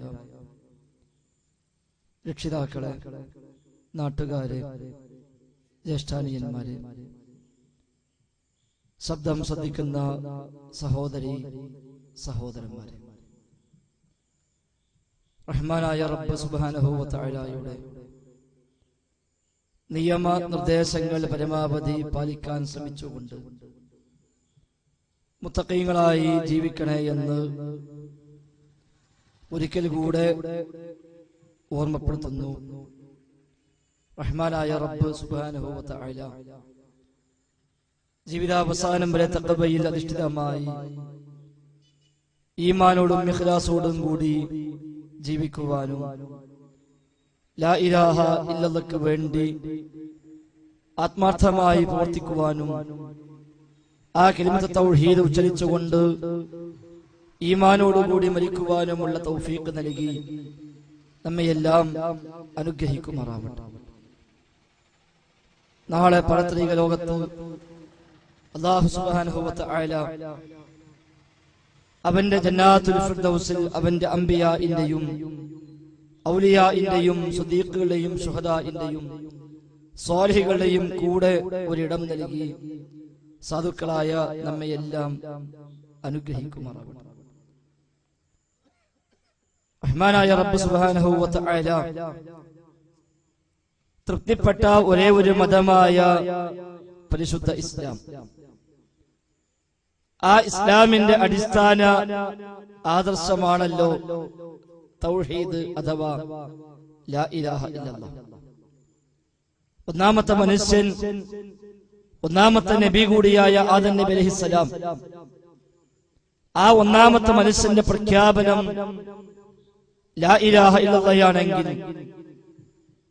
ശേഷം വന്ന മുഴുവൻ മനുഷ്യരും നിർബന്ധമായും സ്വീകരിക്കാൻ നിർദ്ദേശിക്കപ്പെട്ട ആദർശവും ആ ലാ ഇലാഹ ഇല്ലല്ലാഹ് തന്നെയാണ്. അതിന്റെ വഴിയിൽ നിന്ന് എപ്പോഴൊക്കെ മനുഷ്യകുലം വഴിമാറിപ്പോയോ അവിടെയെല്ലാം അല്ലാഹു സുബ്ഹാനഹു വ തആല തിരിച്ചു വിളിക്കുവാനായി റസൂലുമാർ നിയോഗിച്ചു. ആ റസൂലുമാർ അഖിലവും വന്ന് സമൂഹത്തെ ഉത്ബോധിപ്പിച്ചത് ലാ ഇലാഹ ഇല്ലല്ലാഹ് തന്നെയാണ്. അല്ലാഹുവിനെ മാത്രം ആരാധിക്കണമെന്നും അവനല്ലാത്തൊരു ആരാധ്യനില്ലെന്നും ആ റഹ്മാനായ റബ്ബിന് മാത്രമാണ് ന്യായമായ പ്രാർത്ഥനയ്ക്ക്, ന്യായമായ ആരാധനയ്ക്ക് അർഹതയുള്ളത് എന്നും ആ റബ്ബിന് പുറമെ മറ്റാരെല്ലാം പ്രാർത്ഥിക്കപ്പെട്ടാലും ആരെല്ലാം ആരാധിക്കപ്പെട്ടാലും അത് കല്ലോ മരമോ വിഗ്രഹങ്ങളോ പുണ്യപുഷ്പങ്ങളോ പുണ്യവൃക്ഷങ്ങളോ പുണ്യസ്ഥലങ്ങളോ മഹാന്മാരോ അമ്പിയാക്കളോ ജിന്നുകളോ മലക്കുകളോ മനുഷ്യരോ മൃഗങ്ങളോ എന്താവട്ടെ ഏതാവട്ടെ റഹ്മാനായ റബ്ബിന് പുറമെ ആരോട് ദുആ ചെയ്താലും ആരോട് പ്രാർത്ഥിച്ചാലും ആരെ വിളിച്ച് സഹായം അർത്ഥിച്ചാലും ആരെ ആരാധിച്ചാലും അതൊക്കെ തന്നെയും ബാത്തിലാണ്, നിരർത്ഥകമാണ്. നിശ്ചയമായും അല്ലാഹു അവനാണ് ഹക്കായിട്ടുള്ളവൻ, അവനാണ് ഹക്കായവൻ. അവന് പുറമെ ആരോടെല്ലാം പ്രാർത്ഥിക്കുന്നുവോ അതെല്ലാം ബാത്തിലാണ്. ലഹു ദഅവത്തുൽ ഹഖി, അവനാണ് ഹക്കായ ദുആയുള്ളത്. ന്യായമായ പ്രാർത്ഥനയ്ക്ക് അവകാശമുള്ളത് ആ റബ്ബിനെ മാത്രമാണ്. അവന് പുറമെ ആരോട് ദുആ ചെയ്താലും ശരി അവരൊക്കെ തന്നെയും ബാത്തിലാണ്, നിരർത്ഥകമാണ് എന്ന് എത്രയെത്ര ആയത്തുകളിൽ വിശുദ്ധ ഖുർആൻ വ്യക്തമാക്കി. ആ റബ്ബിനെ മാത്രം ആരാധിച്ച് അവനോട് മാത്രം പ്രാർത്ഥിച്ച് അവനോട് മാത്രം ഇസ്തിഗാസ നിർവഹിച്ച് അവന്റെ ഇഖ്ലാസന്മാരായി മുത്തഖികളായി മുവഹിദുകളായി ജീവിക്കുവാനാണ് പരിശുദ്ധ ഇസ്ലാം മനുഷ്യകുലത്തോട് ആവശ്യപ്പെട്ടത്. എന്നാൽ നൂഹ് നബി സ്വല്ലല്ലാഹു അലൈഹി വസല്ലമിന്റെ കാലഘട്ടം മുതൽ ഇങ്ങോട്ട് മനുഷ്യകുലം ആ തൗഹീദിൽ നിന്ന്, ആ ശരിയായ ദിശയിൽ നിന്ന് വ്യതിചലിക്കാൻ തുടങ്ങി, വൈകല്യം സംഭവിക്കാൻ തുടങ്ങി. അമ്പിയാക്കളെ വിളിച്ചു പ്രാർത്ഥിക്കാൻ, ഔലിയാനെ വിളിച്ചു പ്രാർത്ഥിക്കാൻ, മഹാന്മാരെ തേടാൻ അങ്ങനെ മനുഷ്യകുലം തയ്യാറായിക്കൊണ്ടേയിരുന്നു. അവിടെ മുതൽ ഇങ്ങോട്ട് വദ്ദും സുവാഉം യഗൂസും യഅൂഖും നസ്റും അടക്കമുള്ള മഹാന്മാരെയാണ് നൂഹ് നബി സ്വല്ലല്ലാഹു അലൈഹി വസല്ലമിന്റെ ജനത വിളിച്ചു തേടിയതെങ്കിൽ അതിനുശേഷം പലരും പലപ്പോഴുമായി ആരാധിക്കപ്പെട്ടു, പ്രാർത്ഥിക്കപ്പെട്ടു, അഭൗതിക മാർഗങ്ങളിൽ സഹായം തേടപ്പെട്ടു. ഇബ്രാഹിം നബി സ്വല്ലല്ലാഹു അലൈഹി വസല്ലം നിയോഗിക്കപ്പെട്ട ജനതയും അദ്ദേഹത്തിന്റെ പിതാവടക്കമുള്ള അദ്ദേഹത്തിന്റെ ആ നാട്ടുകാരും നടങ്കം അങ്ങനെ റഹ്മാനായ റബ്ബല്ലാത്തവരെ വിളിച്ചു തേടുന്നവരായിരുന്നുവെന്ന് ഖുർആൻ ആവർത്തിച്ച് വ്യക്തമാക്കി. മൂസാ നബി സ്വല്ലല്ലാഹു അലൈഹി വസല്ലം നിയോഗിക്കപ്പെട്ട ഈജിപ്ത് ജനതയും ആ ശൈലി തന്നെയാണ് സ്വീകരിച്ചു പോകുന്നത്. അതേപോലെ ഈസാ നബിയുടെ ജനതയാണെങ്കിലും ലൂത്ത് നബിയുടെ ജനതയാണെങ്കിലും ഹൂദ് നബിയുടെ ജനതയാണെങ്കിലും സ്വാലിഹ് നബിയുടെയും ശുഐബ് നബിയുടെയും അലൈഹിമുസ്സലാം അല്ലാത്ത മറ്റ് മുർസലീങ്ങളുടെ എല്ലാം ജനതയും തങ്ങളുടെ കഴിഞ്ഞ തലമുറകൾ ജീവിച്ചു പോയ മഹാന്മാരെ വിളിച്ചു തേടുന്നവർ, ജിന്നുകളെ വിളിച്ചു തേടുന്നവർ, മലക്കുകളെ വിളിച്ചു തേടുന്നവർ, അവിടെയെല്ലാം പേരിൽ വിഗ്രഹം സ്ഥാപിച്ചവർ, ഖബറുകൾ ആരാധനാ കേന്ദ്രമാക്കി മാറ്റിയവർ, അവരോടെല്ലാം പ്രാർത്ഥിക്കുന്നവർ, അങ്ങനെയാണ് മനുഷ്യകുലത്തിന്റെ ചരിത്രത്തിൽ നമുക്ക് കാണാൻ സാധിക്കുന്നത്. അവിടെയെല്ലാം പ്രവാചകന്മാര് വന്ന് ഉത്ബോധിപ്പിച്ചത് നിങ്ങൾക്ക് റബ്ബല്ലാത്ത ഇലാഹില്ല എന്നും ആ അല്ലാഹനെ മാത്രമേ ആരാധിക്കാവൂ എന്നുമാണല്ലോ. യാ ഖൗമി ഉഅ്ബുദുല്ലാഹ് മാ ലക്കും മിൻ ഇലാഹിൻ ഗൈറു, എന്റെ സമൂഹമേ ഉഅ്ബുദുല്ലാഹ്, നിങ്ങൾ അല്ലാഹുവിനെ മാത്രം ആരാധിക്കണേ. മാ ലക്കും മിൻ ഇലാഹിൻ ഗൈറു, അവനല്ലാത്തൊരു ഇലാഹ്, അവനല്ലാത്തൊരു ആരാധ്യൻ നിങ്ങൾക്കില്ല തന്നെ എന്ന് പറയാത്ത ഒരൊറ്റ റസൂലും ലോകത്ത് കഴിഞ്ഞു പോയിട്ടില്ല. വമാ അർസൽനാ മിൻ ഖബ്ലിക മിൻ റസൂൽ ഇല്ലാ നൂഹി ഇലൈഹി അന്നഹു ലാ ഇലാഹ ഇല്ലാ അനാ ഫഅബ്ദൂൻ. പ്രവാചകരെ, താങ്കൾക്ക് മുമ്പ് നാം അയച്ച ഏതൊക്കെ റസൂലുമാരുണ്ടോ ആ റസൂലുമാർക്ക് അഖിലവും നാം നൽകിയ വഹ്യ്, നാം നൽകിയ സന്ദേശം അന്നഹു ലാ ഇലാഹ ഇല്ലാ അനാ ഫഅബ്ദൂൻ, നിശ്ചയം ഞാനല്ലാതെ ഇലാഹില്ല, ഞാനല്ലാത്ത ആരാധ്യനില്ല, അതിനാൽ എന്നെ മാത്രം ആരാധിക്കണേ എന്ന് പറയാത്ത വഹ്യ് കിട്ടാത്ത ഒരു റസൂലും ലോകത്ത് കഴിഞ്ഞു പോയിട്ടില്ല എന്നർത്ഥം. ഹബീബായ മുഹമ്മദ് മുസ്തഫ സ്വല്ലല്ലാഹു അലൈഹി വസല്ലമയും ആ ആദർശം തന്നെയാണ് വഹ്യിലൂടെ ഈ ഉമ്മത്തിന് പ്രബോധനം ചെയ്തത്. അങ്ങനെ 23 കൊല്ലക്കാലത്തെ പ്രവാചകരുടെ പ്രബോധന ജീവിതത്തിലൂടെ ധാരാളം ആളുകൾ, ലക്ഷത്തിൽ പരം അനുയായികൾ ആ തൗഹീദ് സ്വീകരിക്കാൻ മുന്നോട്ട് വരികയും അവരൊക്കെ അതിനു മുമ്പ് വിളിച്ചു പ്രാർത്ഥിച്ചിരുന്ന ലാത്തയെയും ഉസ്സയെയും ലാത്തയെയും മനാത്തയെയും ഇബ്രാഹിം നബിയെയും ഇസ്മായിൽ നബിയെയും ജിന്നിനെയും മലക്കിനെയും എല്ലാം കൈയൊഴിഞ്ഞ് അവരെല്ലാം പ്രഖ്യാപിച്ചു ഇയ്യാക നഅ്ബുദു വ ഇയ്യാക നസ്തഈൻ. അല്ലാഹുവേ നിന്നെ മാത്രം ഞങ്ങൾ ആരാധിക്കുന്നു, വ ഇയ്യാക നസ്തഈൻ നിന്നോട് മാത്രം ഞങ്ങൾ സഹായമർത്ഥിക്കുന്നുവെന്ന് പ്രഖ്യാപിക്കാൻ ആ നാട്ടിലെ പഴയകാല മുശ്രിക്കീങ്ങളായിരുന്ന പിന്നീട് സ്വഹാബിമാരായി മാറിയ ആ മഹാരഥന്മാർ റളിയല്ലാഹു അൻഹും അവരെല്ലാം തയ്യാറായി. കഴുത്തിൽ കുരിശ് തൂക്കി ജീവിച്ച ക്രിസ്തീയ സഹോദരന്മാർ അന്ന് ഇസ്ലാം സ്വീകരിച്ചു പോന്നിട്ടുണ്ട്. ജാറങ്ങളിൽ പോയി ദർഗകളിൽ പോയി പ്രാർത്ഥിച്ച ജൂതരും ക്രൈസ്തവരും അന്ന് ഇസ്ലാം സ്വീകരിക്കാൻ മുന്നോട്ട് വന്നിട്ടുണ്ട്. മഹാന്മാരുടെ പേരിൽ വിഗ്രഹം സ്ഥാപിച്ചുമല്ലാതെയും ആരാധിച്ച ആ മുസ്ലിക്കുകൾ ഇസ്ലാം സ്വീകരിച്ച് സ്വഹാബിമാരായി അന്ന് മാറിയിട്ടുണ്ട്. അവരൊക്കെയും ഒരേ സ്വരത്തിൽ പ്രഖ്യാപിച്ചു ഇയ്യാക നഅ്ബുദു വ ഇയ്യാക നസ്തഈൻ. അല്ലാഹുവേ നിന്നെ മാത്രം ഞങ്ങൾ ആരാധിക്കുന്നു, നിന്നോട് മാത്രം ഞങ്ങൾ സഹായമർത്ഥിക്കുന്നുവെന്ന് അവരെല്ലാവരും ഒരേ സ്വരത്തിൽ പ്രഖ്യാപിച്ചു. ആ ഇയ്യാക നഅ്ബുദു പ്രഖ്യാപിച്ച് മുസ്ലിമായി വന്നതിനു ശേഷം പിന്നെ ഒരൊറ്റ സ്വഹാബിയും കഴിഞ്ഞുപോയ ഒരൊറ്റ നബിയോടും തേടിയില്ല, ഒരു വലിയനോടും തേടിയില്ല, ഒരു ജിന്നിനോടും തേടിയില്ല, ഒരു മലക്കിനോടും തേടിയില്ല, വിജനപ്രദേശത്തും തേടിയില്ല, ജനപ്രദേശത്തും തേടിയില്ല. ജീവിതത്തിൽ ഒരു ഘട്ടത്തിലും അല്ലാ എന്നല്ലാത്തൊരു വിളി, യാ അല്ലാ എന്നല്ലാത്തൊരു വിളി അവിടെ ഉള്ളിൽ നിന്ന് പുറത്തേക്ക് വന്നിട്ടേ ഇല്ല. അവരൊക്കെ പ്രഖ്യാപിച്ചത് ഹസ്ബി അല്ലാഹ്, എനിക്ക് അല്ലാഹു മതി, ഹസ്ബുനല്ലാഹ്, ഞങ്ങൾക്ക് അല്ലാഹു മതി എന്നായിരുന്നു അവരെല്ലാവരും പ്രഖ്യാപിച്ചത്. എന്നാൽ അവർ മനുഷ്യർ പരസ്പരം സഹായം ആവശ്യപ്പെട്ടിട്ടുണ്ട്. സാമ്പത്തിക പ്രയാസം വന്നപ്പോൾ അയൽവാസിയെ ചെന്ന് കണ്ട് കടബാധ്യത തീർക്കാൻ തൽക്കാലം പണം വായ്പ ചോദിച്ചിട്ടുണ്ട്. പട്ടിണി കിടന്ന് പ്രയാസപ്പെട്ടപ്പോൾ റസൂലടക്കമുള്ള റസൂലിന്റെ സ്വഹാബിമാരും അടക്കമുള്ളവർ മറ്റു പലരെയും ചെന്ന് കണ്ട് ആ പട്ടിണിക്ക് പരിഹാരം ലഭിക്കാൻ വല്ല വഴിയുമുണ്ടോ എന്ന് ആരാഞ്ഞിട്ടുണ്ട്. രോഗമായി പ്രയാസപ്പെടും രോഗശമനത്തിനുള്ള ചികിത്സാവശ്യാർത്ഥം പലരെയും ചെന്ന് അവരെല്ലാം കണ്ടിട്ടുണ്ട് മനുഷ്യരായ ആളുകളെ. പക്ഷെ ജിന്നുകളെ അതിനും ഉപയോഗിച്ചില്ല. അത്തരം കാര്യങ്ങൾക്ക് പോലും ജിന്നുകൾ ഉപയോഗപ്പെടുത്തിയില്ല. ജിന്നിലും ഉണ്ടായിരുന്നു അന്ന് ഇസ്ലാം സ്വീകരിച്ച് പ്രവാചകനായി മാറിയ മുസ്ലിമീങ്ങളായി മാറിയ സ്വഹാബിമാരായി മാറിയ ജിന്നുകൾ ആ കാലഘട്ടത്തിൽ ഉണ്ടായിരുന്നു. ഖുർആൻ പരിചയപ്പെടുത്തിയതാണല്ലോ. വിശുദ്ധ ഖുർആനിന്റെ വചനങ്ങൾ കേട്ട് അത് ബോധ്യമായി അത് ഉൾക്കൊണ്ട് ഇന്നാ സമിഅനാ ഖുർആനൻ അജബ യഹ്ദി ഇല റുശ്ദി ഫആമന്നാ ബി. ഞങ്ങൾ ഇതാ അത്ഭുതകരമായ ഒരു ഖുർആൻ കേട്ടിരിക്കുന്നു, അത് നേർമാർഗ്ഗത്തിലേക്ക് നയിക്കുന്ന ഗ്രന്ഥമാണ്. അതിനാൽ ആമന്നാ ബിഹി, ഞങ്ങൾ അത് വിശ്വസിച്ചിരിക്കുന്നു. വലൻ നുശ്രിക ബി റബ്ബിനാ അഹദാ, ഞങ്ങൾ റബ്ബിൽ ഒരാളെയും ഞങ്ങൾ പങ്കുചേർക്കില്ല എന്ന് പ്രഖ്യാപിച്ച് ഇസ്ലാം സ്വീകരിച്ച് മുസ്ലിമായി മാറി സ്വഹാബിമാരായി മാറിയ ജിന്നുകൾ ഉണ്ടായിട്ടും റസൂലുള്ളാഹി സ്വല്ലല്ലാഹു അലൈഹി വസല്ലമ ഒരു ഘട്ടത്തിന് പോലും ആ ജിന്നുകളോട് സഹായം ആവശ്യപ്പെട്ടിട്ടില്ല. അവരോട് ക്ലാസ് നടത്തിയിട്ടുണ്ട്, അവരെ ഉത്ബോധിപ്പിച്ചിട്ടുണ്ട്, അവർക്ക് തൗഹീദ് പറഞ്ഞു കൊടുത്തിട്ടുണ്ട്, അവരെ പ്രബോധനം ചെയ്തിട്ടുണ്ട്, അവർ ഇസ്ലാം സ്വീകരിച്ചിട്ടുണ്ട്. എന്നിട്ട് പോലും പല കഴിവുകളും ഉണ്ടായിട്ടും മനുഷ്യരെക്കാളേറെ പല കഴിവുകളും റഹ്മാനായ റബ്ബ് അവർക്ക് നൽകിയിട്ടുണ്ട് എന്നറിയാമായിരുന്നിട്ടും ആ കഴിവുകളെ പോലും പ്രവാചകൻ ഉപയോഗപ്പെടുത്തിയിട്ടില്ല എങ്കിൽ നമുക്ക് ആ വഴി ഇല്ല എന്ന കാര്യത്തിൽ യാതൊരു സംശയവും മുജാഹിദായ ഒരാൾക്കും തന്നെ ഉണ്ടാവേണ്ടതില്ല, ഉണ്ടാകുന്ന പ്രശ്നവും ഇല്ല. പക്ഷേ ആ സ്വഹാബത്തും പ്രവാചകരും സ്വഹാബിമാർ പരസ്പരം സഹായം ആവശ്യപ്പെട്ടു.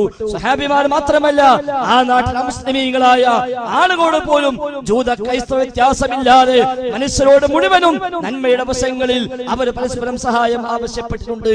അല്ലാഹുവിന്റെ റസൂൽ സ്വല്ലല്ലാഹു അലൈഹി വസല്ലമ വഫാത്താകുമ്പോൾ അവിടുത്തെ പടയെങ്കിൽ അയൽവാസിയായ ജൂതന്റെ കയ്യിൽ പണയത്തിലാണ് എന്ന് ഇമാം ബുഖാരി തന്റെ സ്വഹീഹിൽ 2 തവണ ആവർത്തിച്ച് ഉദ്ധരിച്ചുവല്ലോ.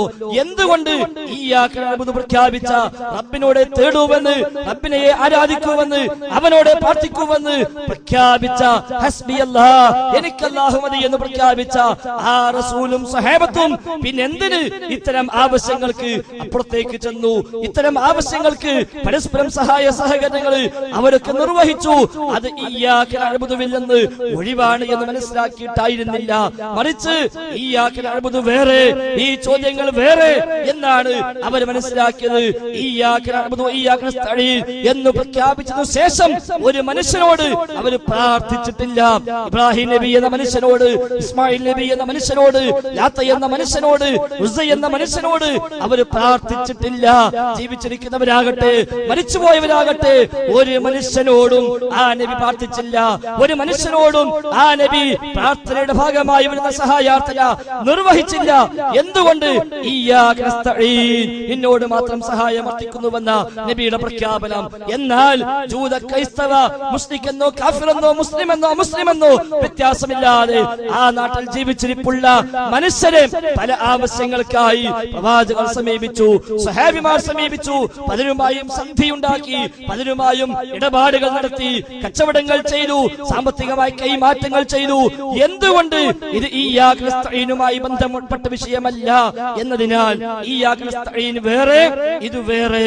അല്ലാതെ ഇയ്യാക നസ്തഈനിൽ നിന്ന് ഇത് മാത്രം ഒഴിവാണ്, അതുകൊണ്ട് ഇവരോടാകാം അല്ലാത്തവരോടാകാൻ പാടില്ല എന്നല്ല പ്രവാചകൻ മനസ്സിലാക്കിയത്. എന്നാൽ ഈ പുതിയ വിവാദങ്ങൾ ബോധപൂർവം ചില ആളുകൾ ഉണ്ടാക്കി പ്രചരിപ്പിച്ചപ്പോൾ ആ രംഗത്ത് കൂടി അവർ കൈവച്ചുവെന്നത് പറയാതിരിക്കാനാവില്ല. ബഹുമാനായ എം അക്ബർ സാഹിബ് തയ്യാറാക്കിയ ഒരു പ്രഭാഷണത്തിന്റെ നോട്ട് KNM-ന്റെ പേരിൽ തന്നെ പുറത്തിറക്കിയത്, വ്യാപകമായി വിതരണം ചെയ്യപ്പെട്ടത് ഒരുപക്ഷെ പലരും വായിച്ചിരിക്കാം. നെഞ്ചോട് ചേർത്ത് വെക്കുക നമ്മുടെ തൗഹീദിനെ എന്നാണ് ആ ലഘുലേഖയുടെ ഹെഡിംഗ് എങ്കിലും യഥാർത്ഥത്തിൽ ആ ലഘുലേഖ തൗഹീദിനെ ചേർത്ത് വെക്കുകയല്ല, മറിച്ച് ഈ കാലമത്രയും എന്താണോ തൗഹീദായി മുജാഹിദുകൾ മനസ്സിലാക്കിയത്, ലോക മുസ്ലിമീങ്ങൾ മൊത്തം ഉൾക്കൊണ്ടത്, അഹ്ലുസുന്ന മൊത്തം സ്വീകരിച്ചു പോകുന്നത്, ആ തൗഹീദിന്റെ കടക്കൽ കത്തിവെക്കുന്ന രൂപത്തിലാണ് ആ ലഘുലേഖയുള്ളത്. അതിന്റെ 3-ാമത്തെ പേജിൽ അദ്ദേഹം എഴുതുന്നു. എന്താ എഴുതിയത്? അല്ലാഹു ഒന്നാമതായി നമ്മൾ ഓരോരുത്തരും ആവർത്തിച്ച് ഇയ്യാക നഅ്ബുദു വ ഇയ്യാക നസ്തഈൻ എന്ന് പറയുന്നു. അല്ലാഹുവിന്റെ മുന്നിൽ നെഞ്ചത്ത് കൈവച്ച് പറയുകയാണ്, അല്ലാഹുവേ, നിന്നോട് മാത്രമാണ് ഞാൻ പ്രാർത്ഥിക്കുന്നത്, നിന്നോട് മാത്രമാണ് ഞാൻ സഹായം തേടുകയും ചെയ്യുന്നത് എന്ന്. ഈ ഇസ്തിആനത്ത് അല്ലാഹുവിനോട് മാത്രം എന്നത് ഒരു മുസ്ലിമിനെ കൊണ്ട് ആവർത്തിച്ച് പ്രതിജ്ഞ ചെയ്യിക്കുന്നു. ഇനിയാണ് ശ്രദ്ധിക്കേണ്ടത്. ഇതുവരെ സത്യം, അബ്ബേ നിന്നോട് മാത്രം പ്രാർത്ഥിക്കുന്നു, നിന്നോട് മാത്രം സഹായം അർത്ഥിക്കുന്നു. ഇത് എല്ലാ ദിവസവും ആവർത്തിച്ച് പ്രതിജ്ഞ ചെയ്യിക്കുന്നു. എന്നിട്ട് അദ്ദേഹം എഴുതുകയാണ്, അല്ലാഹുവിനോട് മാത്രം ചെയ്യേണ്ട ഈ കാര്യത്തിൽ നിന്ന് ദൃശ്യലോകത്ത് നമ്മൾ കാണുന്ന മനുഷ്യനെ അതിൽ നിന്നൊഴിവാക്കിയിരിക്കുന്നു. എങ്ങനെ? അല്ലാഹുവിനോട് മാത്രം ചെയ്യേണ്ട ഈ കാര്യത്തിൽ നിന്ന് ദൃശ്യലോകത്തുള്ള മനുഷ്യനെ ഒഴിവാക്കിയിട്ടുണ്ട്. അഥവാ അല്ലാഹുവിനോട് മാത്രം ചെയ്യേണ്ട ഈ കാര്യം ദൃശ്യലോകത്തുള്ള മനുഷ്യരോടും ചെയ്യാം, എന്നാൽ അദൃശ്യലോകത്തുള്ള ജീവികളായ ജിന്നിനോട് പാടില്ല, മലക്കിനോട് പാടില്ല, അവരെ ഒഴിവാക്കിയിട്ടില്ല. അതുകൊണ്ട് ജിന്നായാൽ ശിർക്ക്, ഇൻസായാൽ ശിർക്കല്ല എന്ന് സ്ഥാപിക്കാനാണ് അദ്ദേഹം ശ്രമിച്ചത്. ദൃശ്യലോകത്തുള്ള മനുഷ്യനെ ഒഴിവാക്കി, എന്നാ ജിന്നിനെ ഒഴിവാക്കിയിട്ടില്ല. അതുകൊണ്ട് ജിന്നിനോട് എന്ത് ചോദിച്ചാലും ഈ യാഗ്നസ്തഈന് വിരുദ്ധം ശിർക്കായി മാറി. ദൃശ്യലോകത്തുള്ള മനുഷ്യനോടോ ഈ ഇസ്തിആനത്ത് പറ്റുമെന്ന് അദ്ദേഹം എഴുതി വെച്ചത്. അത് നേരത്തെ ഷാഫി സലാഹി പറഞ്ഞ അദ്ദേഹത്തിന്റെ പിതാവിന്റെ പേരിൽ പ്രചരിപ്പിക്കപ്പെട്ട ആ ലഘുലേഖയുടെയും ആ കൃതിയുടെയും 8-ാമത്തെ പേജില് അതേ പ്രയോഗം കാണാം. ആ പദം അങ്ങനെ തന്നെ പറയാൻ ധൈര്യമില്ലാഞ്ഞിട്ടാണോ എന്നറിയില്ല. എന്നാൽ അക്ബർ സാഹിബിനെ രക്ഷപ്പെടുത്തുകയും വേണം, അക്ബർ സാഹിബിനെ രക്ഷിക്കുകയും വേണം. എന്നാൽ ഹംസ ബാഖവി എന്ന പണ്ഡിതന് അത് പറയാൻ സാധിക്കുന്നുമില്ല. അതുകൊണ്ട് അദ്ദേഹം എഴുതി വെച്ചത് എന്താ? അദ്ദേഹം ആയത്തൊന്നും കൊടുത്തില്ല, വ്യക്തമായി ഇയ്യാക നസ്തഈൻ ഒഴിവാക്കിയെന്നും പറഞ്ഞില്ല. പക്ഷേ ആ ആശയം അദ്ദേഹം ഇതിൽ എഴുതി വെച്ചു. അതെന്താ? അദ്ദേഹം പറയാം, അതായത് മൻ മുതലായവ വ്യാപകാർത്ഥത്തിൽ ഉപയോഗിക്കും പോലെ നിഷേധാർത്ഥത്തിൽ ഉപയോഗിക്കുന്ന മാ, ലാ, ലൻ, ലം മുതലായ ഹർഫുകളുടെ ശേഷം നിർണിതമല്ലാത്ത ആർക്കും എന്തിനും പറയാവുന്ന നാമം ഉപയോഗിക്കുന്നത് നിഷേധ വ്യാപ്തിക്കാണ്. മനസ്സിലായിട്ടുണ്ടാവില്ല. ലാ എന്നും ലൻ എന്നും ഒക്കെ ഉപയോഗിച്ച് പിന്നെ പൊതുവായൊരു കാര്യം പറഞ്ഞാൽ വ്യാപകാർത്ഥത്തിൽ പാടില്ല എന്നാണ് അതിന്റെ അർത്ഥം എന്ന് അദ്ദേഹം ആദ്യം എഴുതി വെച്ചു. എന്നിട്ട് പറയാം, അതിൽ നിന്ന് പ്രമാണം കൊണ്ട് ഒഴിവായത് വല്ലതുമുണ്ടെങ്കിൽ അതൊഴിച്ചുള്ളതെല്ലാം അതിൽ ഉൾപ്പെടുന്നതും ഒഴിവായത് ഇല്ലെങ്കിൽ നിഷേധവാക്യം പറയാൻ പറ്റുന്നതെല്ലാം അതിൽ ഉൾപ്പെടുന്നതുമാണ്. ഉദാഹരണം, ലാ ഇലാഹ ഇല്ലല്ലാഹ്, അല്ലാഹു ഒഴികെ സത്യമായ ഒരു ആരാധ്യനും ഇല്ല. അപ്പൊ ഇത് ലാ എന്നാ പറഞ്ഞത്. ലാ ഇലാഹ, ഒരു ഇലാഹും ഇല്ല. അപ്പൊ വ്യാപകാർത്ഥമായി ഇലാഹായി യാതൊന്നുമില്ല, എല്ലാത്തിനെയും ഒഴിവാക്കി എന്നർത്ഥം. അതേപോലെ ലാ ഖുവത ഇല്ലാ ബില്ലാഹ്, അല്ലാഹുവിന്റെ സഹായം കൊണ്ടല്ലാതെ ഒരു ശക്തിയുമില്ല, ഇതും വ്യാപകാർത്ഥമാണ്. ലാ ഉശ്രികു ബിഹി അഹദാ, ഒരാളെയും പങ്കു ചേർക്കയില്ല, അതും എല്ലാവരും പറ്റും. അതേപോലെ ഫലാ തദ്ഉ മഅല്ലാഹി അഹദാ, അവിടെയും ലാ തദ്ഉ, അപ്പൊ എല്ലാവരും പറ്റും. ഇതുപോലുള്ള ഖുർആനിലെ നിഷേധവാക്യങ്ങൾ വ്യാപകാർത്ഥത്തിലാണ്, ശരിയാണ്. എന്നിട്ട് പറയാം, ഈ നിഷേധ വ്യാപ്തിയിൽ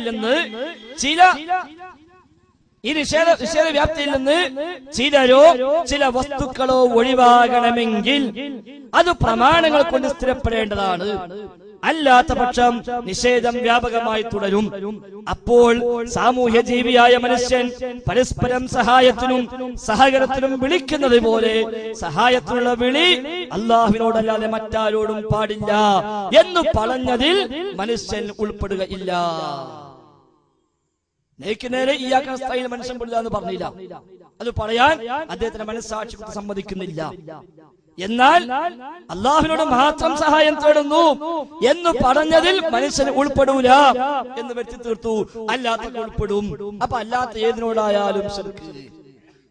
അപ്പൊ സ്വാഭാവികമായി ചോദ്യം വന്നേക്കാം എന്ന് മുന്നിൽ കണ്ടിട്ട് ഒരു പുതിയ വ്യാഖ്യാനം കൂടി അദ്ദേഹം ആദ്യമേ എടുത്തു വെച്ചു. എന്താ, മനുഷ്യൻ ഒഴിവാണ് എങ്കിൽ പിന്നെ മനുഷ്യനല്ലാത്ത മറ്റു പല ജീവികളെയും പലതിനും മനുഷ്യൻ പരസ്പരം സഹായത്തിനായി ഉപയോഗിക്കുന്നുവല്ലോ, എങ്കിൽ അതും ശിർക്കാവില്ലേ എന്ന ചോദ്യം വരുമെന്നതുകൊണ്ട് അദ്ദേഹം ആദ്യം എഴുതി വെച്ചു 6-ാമത്തെ പേജില്, മനുഷ്യൻ തന്റെ പഞ്ചേന്ദ്രിയങ്ങളുടെ എല്ലാ കഴിവുകൾക്കും അവ കൊണ്ട് കണ്ടുപിടിച്ചതോ അതുകൊണ്ട് കീഴ്പ്പെടുത്തിയതോ ആയ വസ്തുക്കളുടെയും ജീവികളുടെയും കഴിവുകൾക്ക് ഉപരിയായി അല്ലാഹു അല്ലാത്ത ഏത് ശക്തിയോട് ഗുണം ലഭിക്കുവാനോ ഉപദ്രവം തടുക്കുവാനോ ഉള്ള ചോദ്യവും അപേക്ഷയും അവരോടുള്ള പ്രാർത്ഥനയാണ്. അത് അങ്ങേയറ്റം താഴ്മയുമാണ്. ആ പ്രാർത്ഥന ആവാതിരിക്കാൻ എന്താ വേണ്ടത്? ഒന്ന് പഞ്ചേന്ദ്രിയം കൊണ്ട് കണ്ടുപിടിക്കപ്പെട്ട ജീവിയാണോ എങ്കിൽ അതിനോടുള്ളത് പ്രാർത്ഥനയല്ല. ഇനി പഞ്ചേന്ദ്രിയം കൊണ്ട് കണ്ടുപിടിക്കാൻ കഴിയാവണമെന്നില്ല, പിന്നെ എല്ലാ കഴിവുകളും കൊണ്ട് കണ്ടുപിടിച്ചതോ അതുകൊണ്ട് കീഴ്പ്പെടുത്തിയതോ ആയ വസ്തുക്കളുടെയും പഞ്ചേന്ദ്രിയം കൊണ്ട് കീഴ്പ്പെടുത്തിയാല് പിന്നെ വിഭാഗത്താവൂല. അഥവാ അദ്ദേഹത്തിന് ഈ വാചകപ്രകാരം ഒരു ജിന്നിനെ ഒരു സാഹിർ കീഴ്പ്പെടുത്തി ഓനെ സ്വന്തം ആളാക്കി മാറ്റിയാല് പിന്നെ പ്രശ്നമില്ല. നമ്മൾ പറഞ്ഞ അവിടെയും പ്രശ്നമാണ്, അതും പ്രശ്നമാണ് നമ്മൾ പറഞ്ഞത്. ഇതുപ്രകാരം പഞ്ചേന്ദ്രിയം കൊണ്ട് കണ്ടുപിടിക്കാൻ നോക്കുന്നതോ അത്തരം കഴിവ് കൊണ്ട് കീഴ്പ്പെടുത്തിയതോ ആയ ഏത് ജീവിയോടും സഹായം ചോദിച്ചാൽ പ്രശ്നമില്ല. അല്ലാത്തതൊക്കെ പ്രാർത്ഥനയാണ്, ആരാധനയാണ്, ശിർക്കാണ്. യഥാർത്ഥത്തിൽ ഇയ്യാക നസ്തഈൻ എന്ന ആയത്ത് എത്ര കാലമായി നമ്മുടെ നാടുകളിൽ സമസ്തക്കാർക്കെതിരെ ആ ആയത്ത് ഓതിക്കൊണ്ട് നാം ഇത് പറഞ്ഞപ്പോൾ കോഴിക്കോട് ഖാദിയുടെ ഖുർആൻ പരിഭാഷ എടുത്തിട്ടാണ് നമ്മൾ സാധാരണക്കാർക്ക് വേണ്ടി പറഞ്ഞു കൊടുക്കാറുള്ളത്. കോഴിക്കോട് ഖാദി എന്താ പറഞ്ഞത്? ഇയ്യാക നസ്തഈൻ, നിന്നോട് മാത്രം ഞങ്ങൾ സഹായം തേടുന്നു. എന്നിട്ട് കോഴിക്കോട് ഖാദിയുടെ അടിക്കുറിപ്പെന്താ? ഇവിടെ സഹായം തേടുക എന്നാൽ പ്രാർത്ഥനയാണ് ഉദ്ദേശം. സഹായം തേടുക എന്നാൽ പ്രാർത്ഥനയാണ് ഉദ്ദേശം. അപ്പോൾ ഇയ്യാക നസ്തഈൻ എന്ന് പറഞ്ഞാൽ നിന്നോട് മാത്രം പ്രാർത്ഥിക്കുന്നു എന്നാണ് അതിന്റെ ഉദ്ദേശം. പിന്നെങ്ങനെ അതിൽ നിന്ന് മനുഷ്യൻ ഒഴിവാകാം? നിന്നോട് മാത്രം പ്രാർത്ഥിക്കുന്നു എന്ന് പറഞ്ഞതിൽ നിന്ന് മനുഷ്യനെ ഒഴിവാകാം. മനുഷ്യന്മാർ പ്രാർത്ഥിക്കാൻ പറ്റുമോ? പറ്റില്ലല്ലോ. ഇയ്യാക നസ്തഈൻ എന്ന ഇസ്തിആനത്ത് റബ്ബിനോട് മാത്രം, ഒരു മനുഷ്യനോടും പറ്റില്ല. അത് ജീവിച്ചിരിക്കുന്നവരാകട്ടെ മരിച്ചവരാകട്ടെ ആരായാലും പറ്റില്ല. 1.5 കൊല്ലം മുമ്പ് 2012 മാർച്ചിൽ അബ്ദുൽ ഖാദിർ കരുവമ്പോയില് ഇതേ ആശയം എഴുതി. അദ്ദേഹം പറയാണ്, ഫാത്തിഹ സൂറയെ പറ്റി പരാമർശിച്ചിട്ട് അദ്ദേഹം പറഞ്ഞു, ഖുർആനിലെ പ്രഥമാധ്യായമാണല്ലോ സൂറത്തുൽ ഫാത്തിഹ. അതിൽ ഇയ്യാക നസ്തഈൻ എന്ന് പറഞ്ഞതിന് സഹായതേട്ടം പ്രാർത്ഥനയാണ്. ഇയ്യാക നസ്തഈൻ എന്നതിന് സഹായതേട്ടം പ്രാർത്ഥനയാണ്. നിന്നോട് മാത്രം ഞങ്ങൾ സഹായം തേടുന്നു എന്നാണ് മേൽവാക്യത്തിന്റെ അർത്ഥം.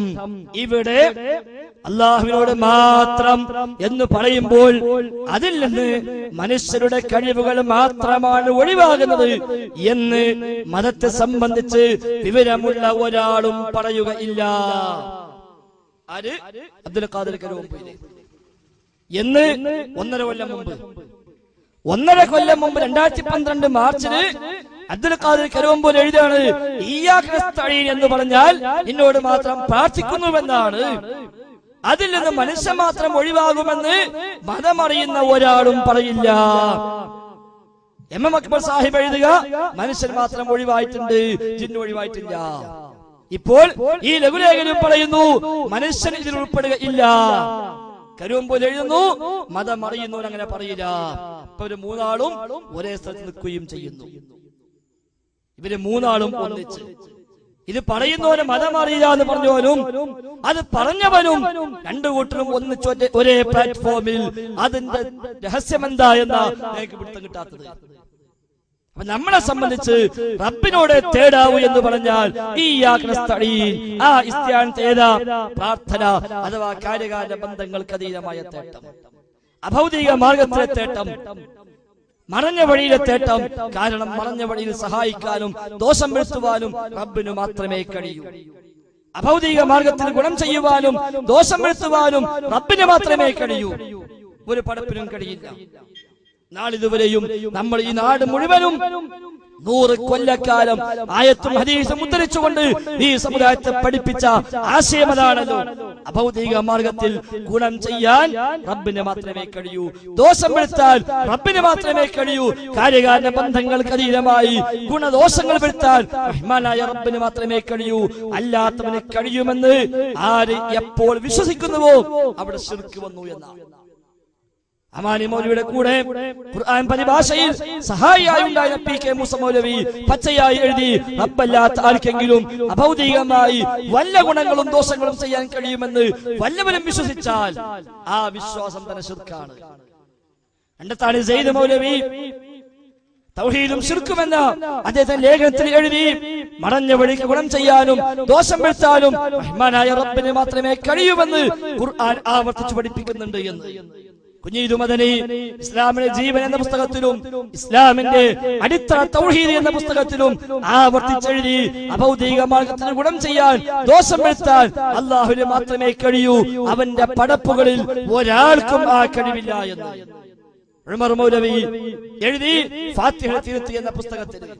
എ പി അബ്ദുൽ ഖാദിർ മൗലവി ചോദ്യങ്ങൾ മറുപടികൾ എന്ന പുസ്തകത്തിന്റെ 1-ാമത്തെ വാല്യം 9-ാമത്തെ പേജിൽ എഴുതി അഭൗതികമായ കഴിവ് റബ്ബിന് മാത്രം.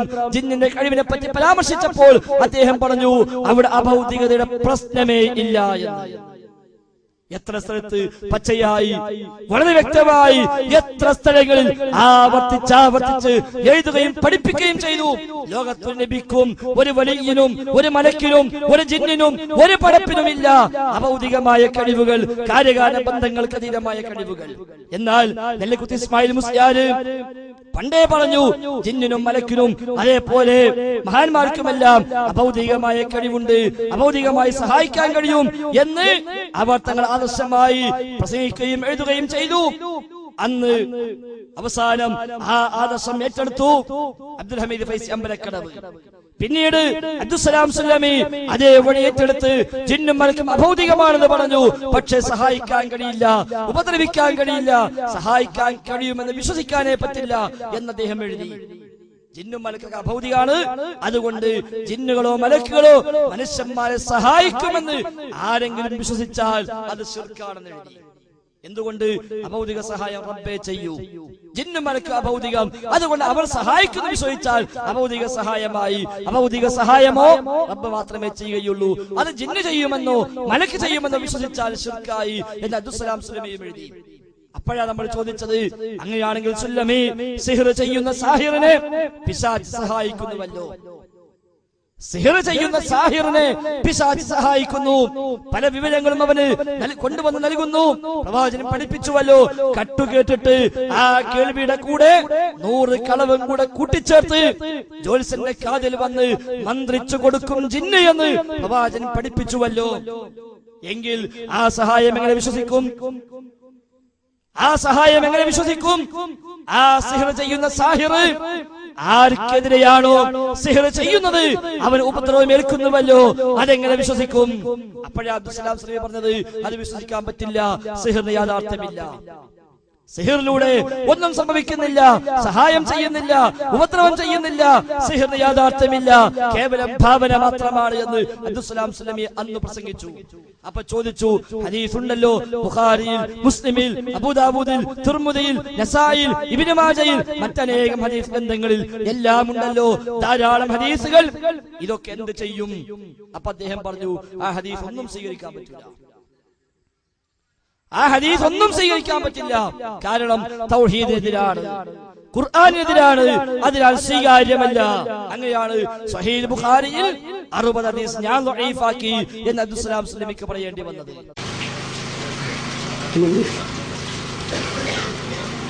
സുജൂദിൽ നിന്ന് എഴുന്നേൽക്കുമ്പോൾ ഇപ്പോൾ ചിലർ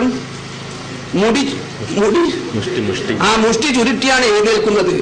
സുഹൃത്തുക്കളെ സെഫുകളില്ല അകറ്റാണ് ഇങ്ങനെ ചെയ്യുന്നത്. സുല്ലമിയുടെ അപ്രാന്ത് നോക്കി ഇതന്നെയാ പറഞ്ഞത്.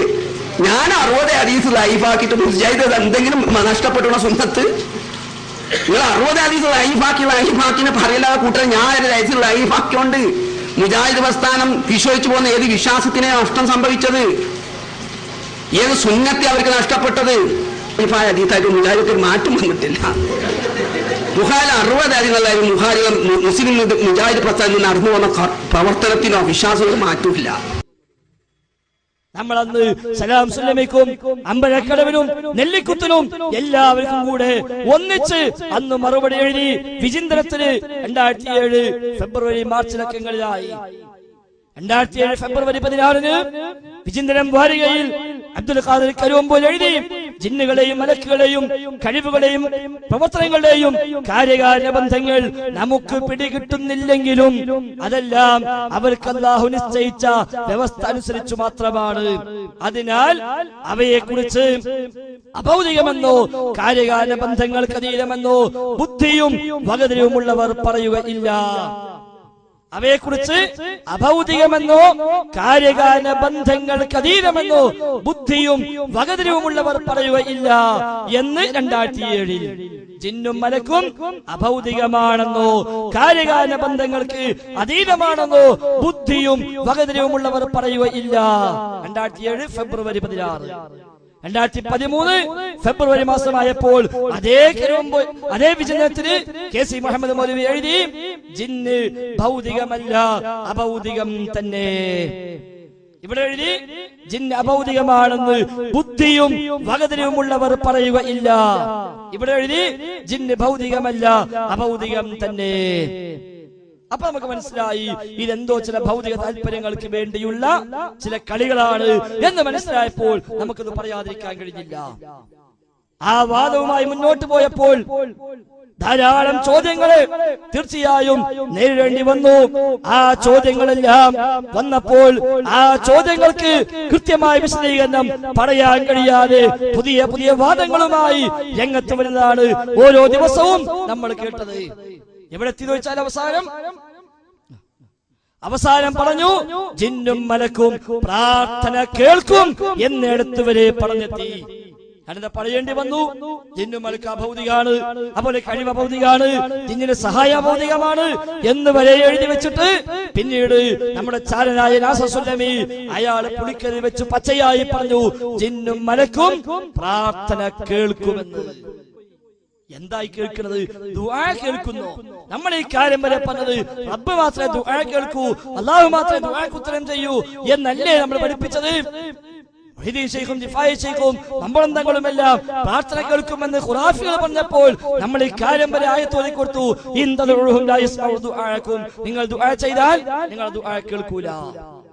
ഇപ്പതാ വടവൂരിയായ നാസർ സുല്ലമി KNM-ന്റെ പേരിൽ സംഘടിപ്പിച്ച വേദിയിൽ കയറി പറയുന്നു, ജിന്നും മലക്കും ദുആ കേൾക്കും. തെളിവെന്താ? ഇന്തദുഉഹും ലാ യസ്മഉ ദുആക്കും. മുപ്പത് തെളിവ് ദുആ കേൾക്കും. തെളിവ് ഇന്തദുഉഹും ലാ യസ്മഉ ദുആക്കും വലൗ സമിഉ എന്ന് പറഞ്ഞിട്ടുണ്ടല്ലോ. വലൗ സമിഉ കേട്ടാൽ തന്നെ അപ്പൊ കേൾക്കുന്നു വന്നില്ലേന. ഇതാ പണ്ട് മൗലവിമാര് പറഞ്ഞത്. കോട്ടക്ക സംഭവത്തിന് ഫൈസൽ ഹസനി പറഞ്ഞു, മൗലവിമാരെ അല്ലാഹു ഉടനെ പറഞ്ഞല്ലോ വലൗ സമിഉ കേട്ടാൽ തന്നെ, അഥവാ കേൾക്കുന്നു മനസ്സിലായില്ലേ. അതാണ് ഇപ്പൊ നാസർ സുല്ലമി പറഞ്ഞത്. വലൗ സമിഉ കേട്ടാൽ തന്നെ എന്ന് പറഞ്ഞല്ലോ, അപ്പൊ കേൾക്കുന്നു മനസ്സിലായല്ലോ. അത് എപ്പോഴാ പറഞ്ഞത്? എന്റെ ഒരു ക്ലിപ്പിട്ട് അയാൾ പ്രസംഗിച്ചു. സൂപ്പർ ബസാറിലുള്ള എന്തൊരു ക്ലിപ്പ്. ആ ക്ലിപ്പിട്ടു. എന്താ ക്ലിപ്പിലുള്ളത്? ജിന്നാവട്ടെ, മലക്കാവട്ടെ, ശൈത്താനാവട്ടെ, മാതാമൃതാന്റെ മയ്യാവട്ടെ, ആരാണെങ്കിലും ശരി, അവരോടൊക്കെ പ്രാർത്ഥിച്ചാൽ പ്രാർത്ഥന കേൾക്കാൻ അവർക്കൊന്നുമാവില്ല.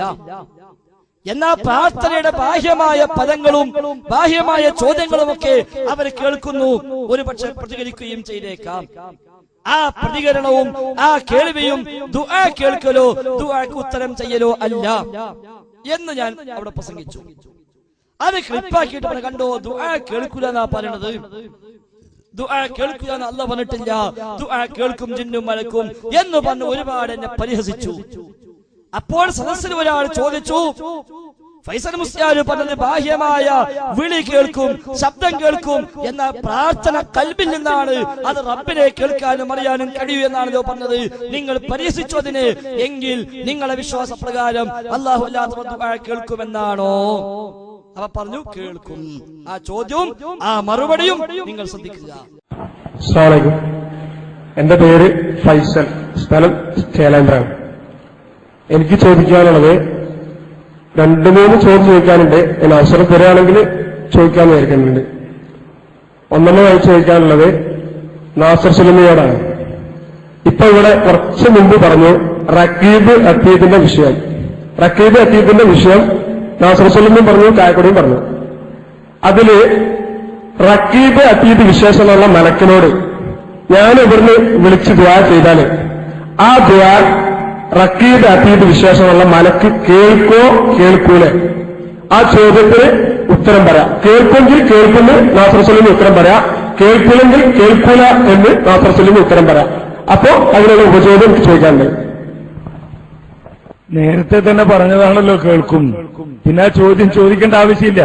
കേൾക്കുന്നാണല്ലോ നിങ്ങൾ പറഞ്ഞത് എന്ന് പറഞ്ഞിട്ട് ചോദിച്ചാൽ മതി. റഖീബ് അതീദിനെ വിളിച്ചാൽ കേൾക്കും, റഖീബ് ദുആ കേൾക്കും, മലക്കുകൾ ദുആ കേൾക്കും, അതേപോലെ തന്നെ ജിന്നുകൾ ദുആ കേൾക്കും. നാസർ സുല്ലമിയോടാണ് എനിക്ക് കാക്കടി എന്നതിന് ഉത്തരം പറയേണ്ടിയിരുന്നത്. ഏതായാലും കൂടെ പിന്നെ ദുആ കേൾക്കും എന്നാണ് കാക്കടി പറഞ്ഞതെന്നുണ്ടെങ്കിൽ ഏതായത്താണ് മലക്കുകൾ ദുആ കേൾക്കും എന്നതിന് ബഹുമാന്യനായ കായക്കൊടിക്ക് ഓടാനുള്ളത്?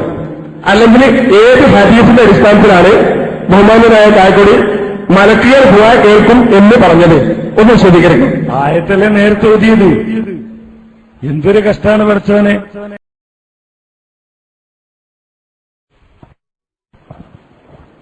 ഞാൻ ചോദിച്ചത് അടുത്ത ചോദ്യകർത്താവ് ചോദ്യം ചോദിച്ചു, ഉപചോദ്യം ചോദിച്ചു, ഇവിടെ വിശദീകരിച്ചു. ശരി, പ്രസീഡിയത്തിന്റെ അനുവാദപ്രകാരം നിങ്ങൾക്ക് ഒരവസരം കൂടി. ഞാൻ ചോദിച്ചത് മലക്കെ എന്നെ രക്ഷിക്കണേ എന്ന് ഞാൻ ഇവിടുന്ന് ദുആ ചെയ്താൽ, അത് ഏത് രീതിയിലായിക്കോട്ടെ, മലക്കിനോട് ഞാൻ ദുആ ചെയ്താൽ എന്റെ ദുആ മലക്ക് കേൾക്കും എന്ന് ഞാൻ ചോദിച്ചു. കേൾക്കോ കേൾക്കൂല ചോദിച്ചു. അപ്പം പറഞ്ഞത് രണ്ടാളും അതിന് പറഞ്ഞത് കേൾക്കും എന്നാണ് പറഞ്ഞത്. അതിന് ഫൈസൽ മുസ്ലിയാർ ഒരു ഖുർആന്റെ ആയത്ത് ഓതിയിട്ടുണ്ട് എന്ന് പറഞ്ഞിട്ട് ആ ആയത്ത് അതല്ല ഞാൻ ഉദ്ദേശിച്ചത്. ഞാൻ ചോദിച്ചതും അതല്ല. അങ്ങനെ മലക്കുകൾ പോട്ടെ, അള്ളാന്റെ ഏതെങ്കിലും ഒരു മഖ്ലൂക്ക് ദുആ കേൾക്കും എന്നതിന് ഖുർആന്റെ ഒരു ആയത്ത് അല്ലെങ്കിൽ റസൂലുള്ളാഹിന്റെ ഒരു ഹദീസ് ഉദ്ധരിക്കാൻ കഴിയുമെങ്കിൽ അത് ഉദ്ധരിക്കാം. അല്ലാതെ ഫൈസൽ മുസ്ലിം മലക്കുകൾ ദുആ കേൾക്കുകയില്ല, അതേപോലെ ജീവിച്ചിരിക്കുന്നവർ ദുആ കേൾക്കുകയില്ല. വിശുദ്ധ ഖുർആനിൽ തെളിവ് പറയാൻ കഴിയില്ല. വിശുദ്ധ ഖുർആനിൽ അങ്ങനെ തെളിവില്ല. ഉള്ള തെളിവുകൾ കേൾക്കുമെന്നതിന് തന്നെയാണ്. അതാണ് ഇവിടെ ഉദ്ധരിച്ചത്, അതാണ് ഇവിടെ പറഞ്ഞത്. അതിൽ നിന്ന് വ്യത്യസ്തമായി ജീവിച്ചിരിക്കുന്നവർ ദുആ കേൾക്കുകയില്ല. അവരോടുള്ള സഹായതം അവർ കേൾക്കുന്നത് തന്നെ ദുആ ആവുകയില്ല എന്നതിനെന്താ തെളിവ്? അതാ പറഞ്ഞത്. അതായത് റഖീബ് അതീദ് നമ്മുടെ സംസാരം കേൾക്കും, എന്നാൽ റഖീബ് അതീദ് നമ്മുടെ ദുആ കേൾക്കൂല. അതാ വ്യത്യാസം.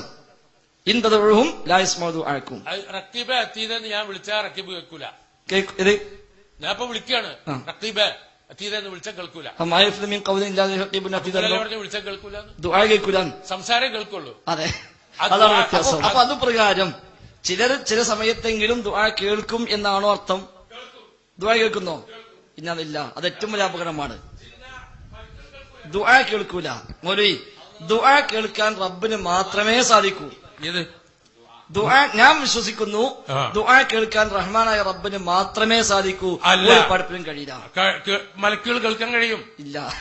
അതായത് ഇപ്പൊ മൗലവി പറഞ്ഞ പ്രകാരം കേൾക്കുമെന്ന് സങ്കല്പിച്ചാൽ തന്നെ എന്ന് പറഞ്ഞത് വിഗ്രഹങ്ങൾക്കാണ്, മരങ്ങൾക്കാണ്, അത് ജിന്നിനും മനുഷ്യനുമല്ല. ഞാൻ പറയുന്നു കേൾക്കുമെന്ന് സങ്കല്പിച്ചാൽ തന്നെ എന്ന് പറഞ്ഞത് ഏത് മഖ്ലൂക്കിനും ബാധകമാണ്. കാരണം ദുആ കേൾക്കാൻ റഹ്മാനായ റബ്ബിന് കഴിയില്ല. അതാണ് വഹും അൻ ദുആഇഹിം ഗാഫിലൂൻ. അവിടെ ഹും എന്നാണ് പറഞ്ഞത്. വമൻ അദല്ലു മിമ്മൻ യദ്ഉ മിൻ ദുനില്ലാഹി മൻ ലാ യസ്തജീബു ലഹു. ഉത്തരം ചെയ്യാത്തവരെ ദുആ ചെയ്യുന്നവനേക്കാളും വഴിപഴിച്ചവൻ ആര്? അവിടെ മന്നാണ്. ആ ബുദ്ധിയുള്ളവരെ പറ്റിയ മനുഷ്യന്മാരെ കുറിച്ചാണ്.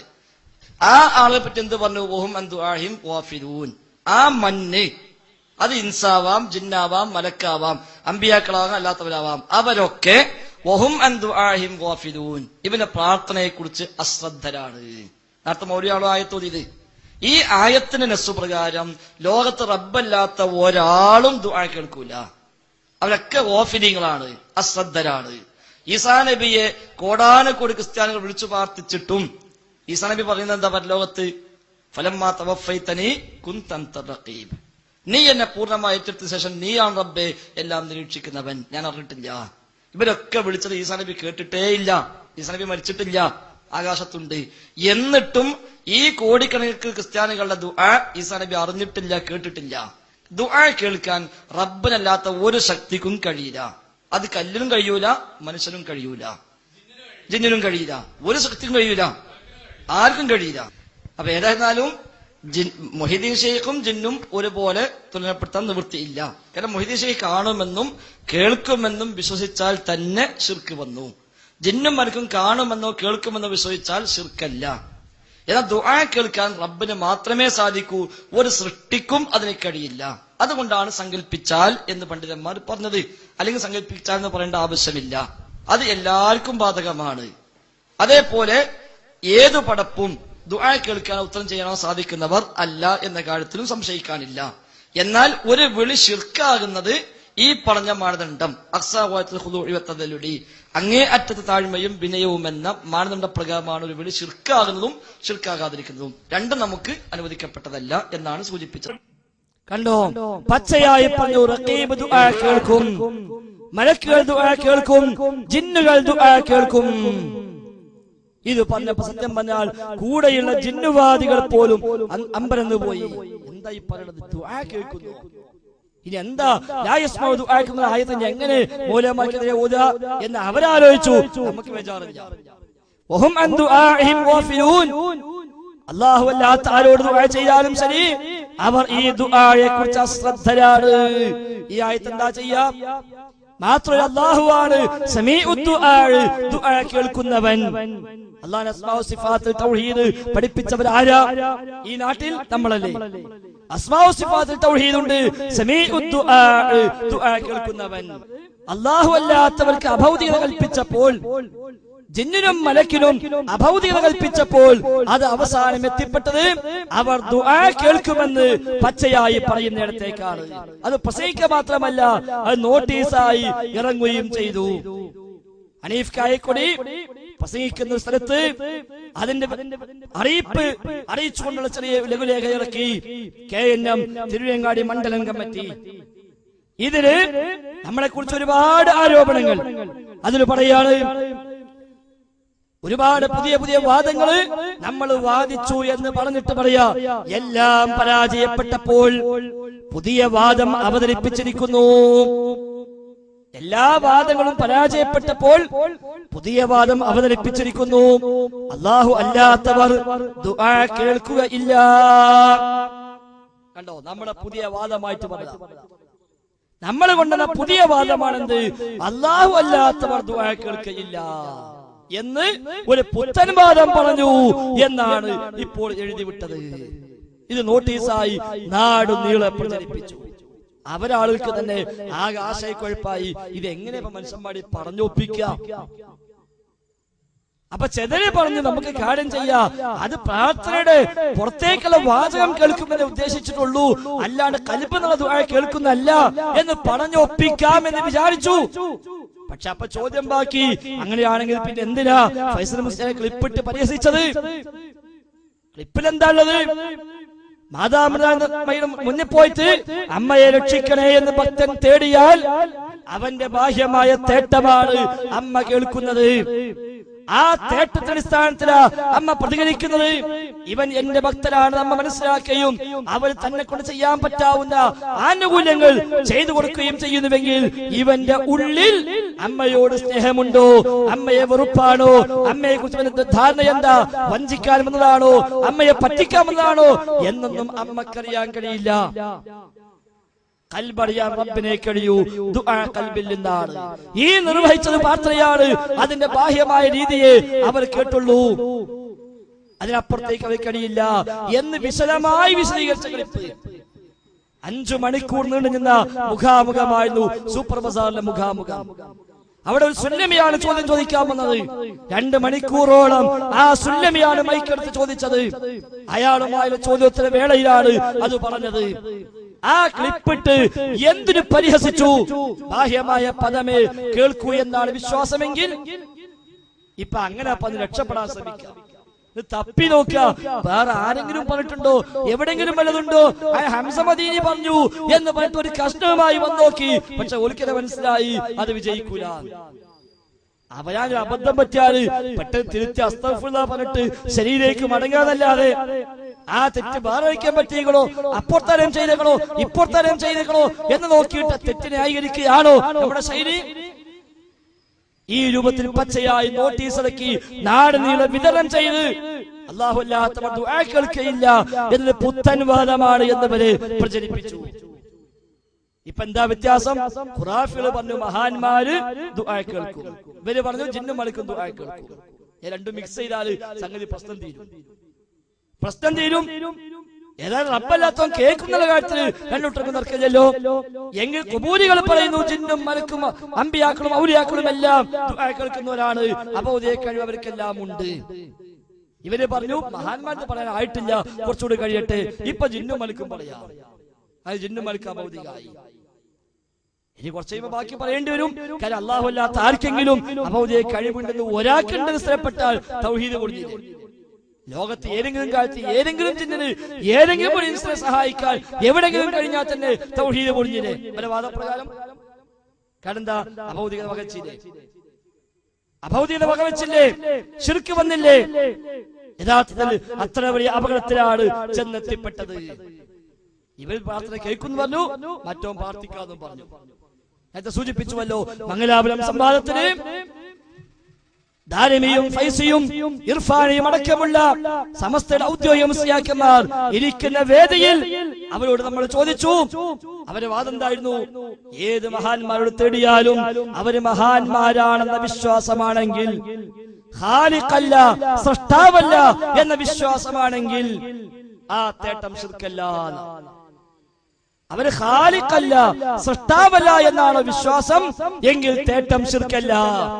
അപ്പോഴാ മുജാഹിദീങ്ങൾ ചോദിച്ചത്, അങ്ങനെയാണെങ്കിൽ മുഹീദ്ദീൻ ശൈഖ് ഖാലിഖല്ല സൃഷ്ടാവല്ല എന്ന് വിശ്വസിച്ച ഒരാള് മുഹീദ്ദീൻ ശൈഖിനോട് ഇഹ്ദിനസ് സിറാത്തൽ മുസ്തഖീം സിറാത്തൽ ലദീന അൻഅംത അലൈഹിം ഗൈറിൽ മഗ്ദൂബി അലൈഹിം വലദ്ദാല്ലീൻ എന്ന് തേടിയാൽ അത് ശിർക്കാണോ അല്ലേ?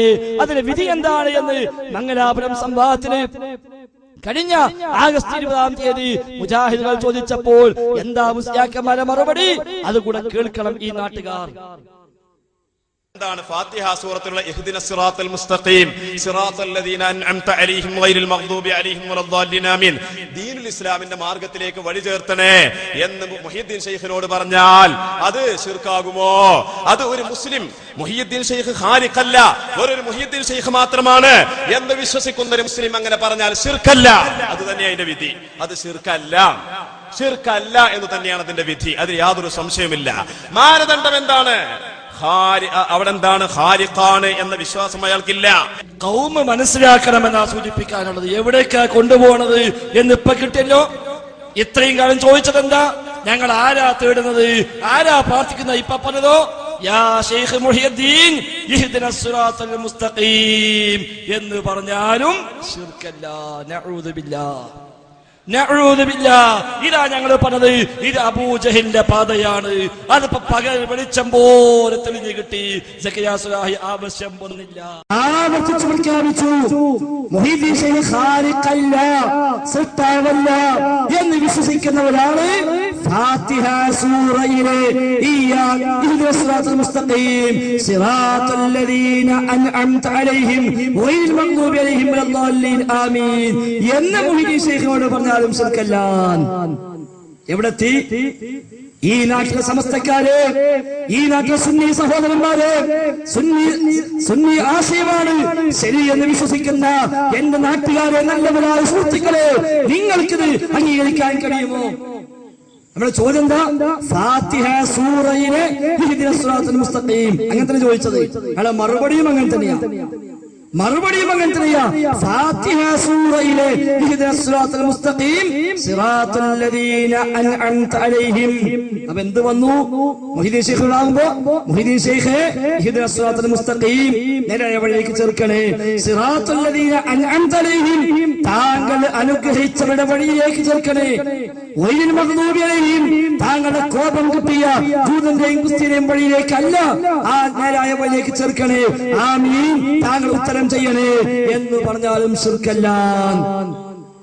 ഇനിയും കാണണോ ഇവരെ ഖാദിമാരായി, ഇനിയും കൊണ്ടടക്കണോ ഇവരെ സ്ഥാപിമാരായി, ഇനിയും കൊണ്ടടക്കണോ ഇവരെ മുദരിസുമാരായി, ഇവരൊക്കെ ദീനിന്റെ വാഹകരായിട്ട്, ആലിമീങ്ങളായി, പണ്ഡിതന്മാരായിട്ട് ഇവരെ പിന്നാലെ കൂടണോ വേണ്ടേ? നാട്ടുകാർ തീരുമാനിക്കുക. ഒന്ന് വിട്ടുപിടിക്കുക. ആ ഭാഗം എന്റെ നാട്ടുകാർ ഒന്നുകൂടെ ശ്രദ്ധിക്കുക. നിങ്ങളൊക്കെ ഉസ്താദന്മാരായി കൊണ്ടടക്കുന്ന സ്വന്തം മക്കളെക്കാളേറെ സ്വന്തം വീട്ടിലേക്ക് പോയേണ്ട കാര്യങ്ങൾ കൂടി അവർക്ക് വേണ്ടി മാറ്റിവെക്കുന്നവരെ ഈ ഉസ്താദുമാരെ പിന്നിൽ നിന്നാൽ രക്ഷപ്പെടാനാകുമോ? ആലോചിക്കുക. ഒന്നുകൂടെ ശ്രദ്ധിക്കുക നിങ്ങൾ ആ ഭാഗം.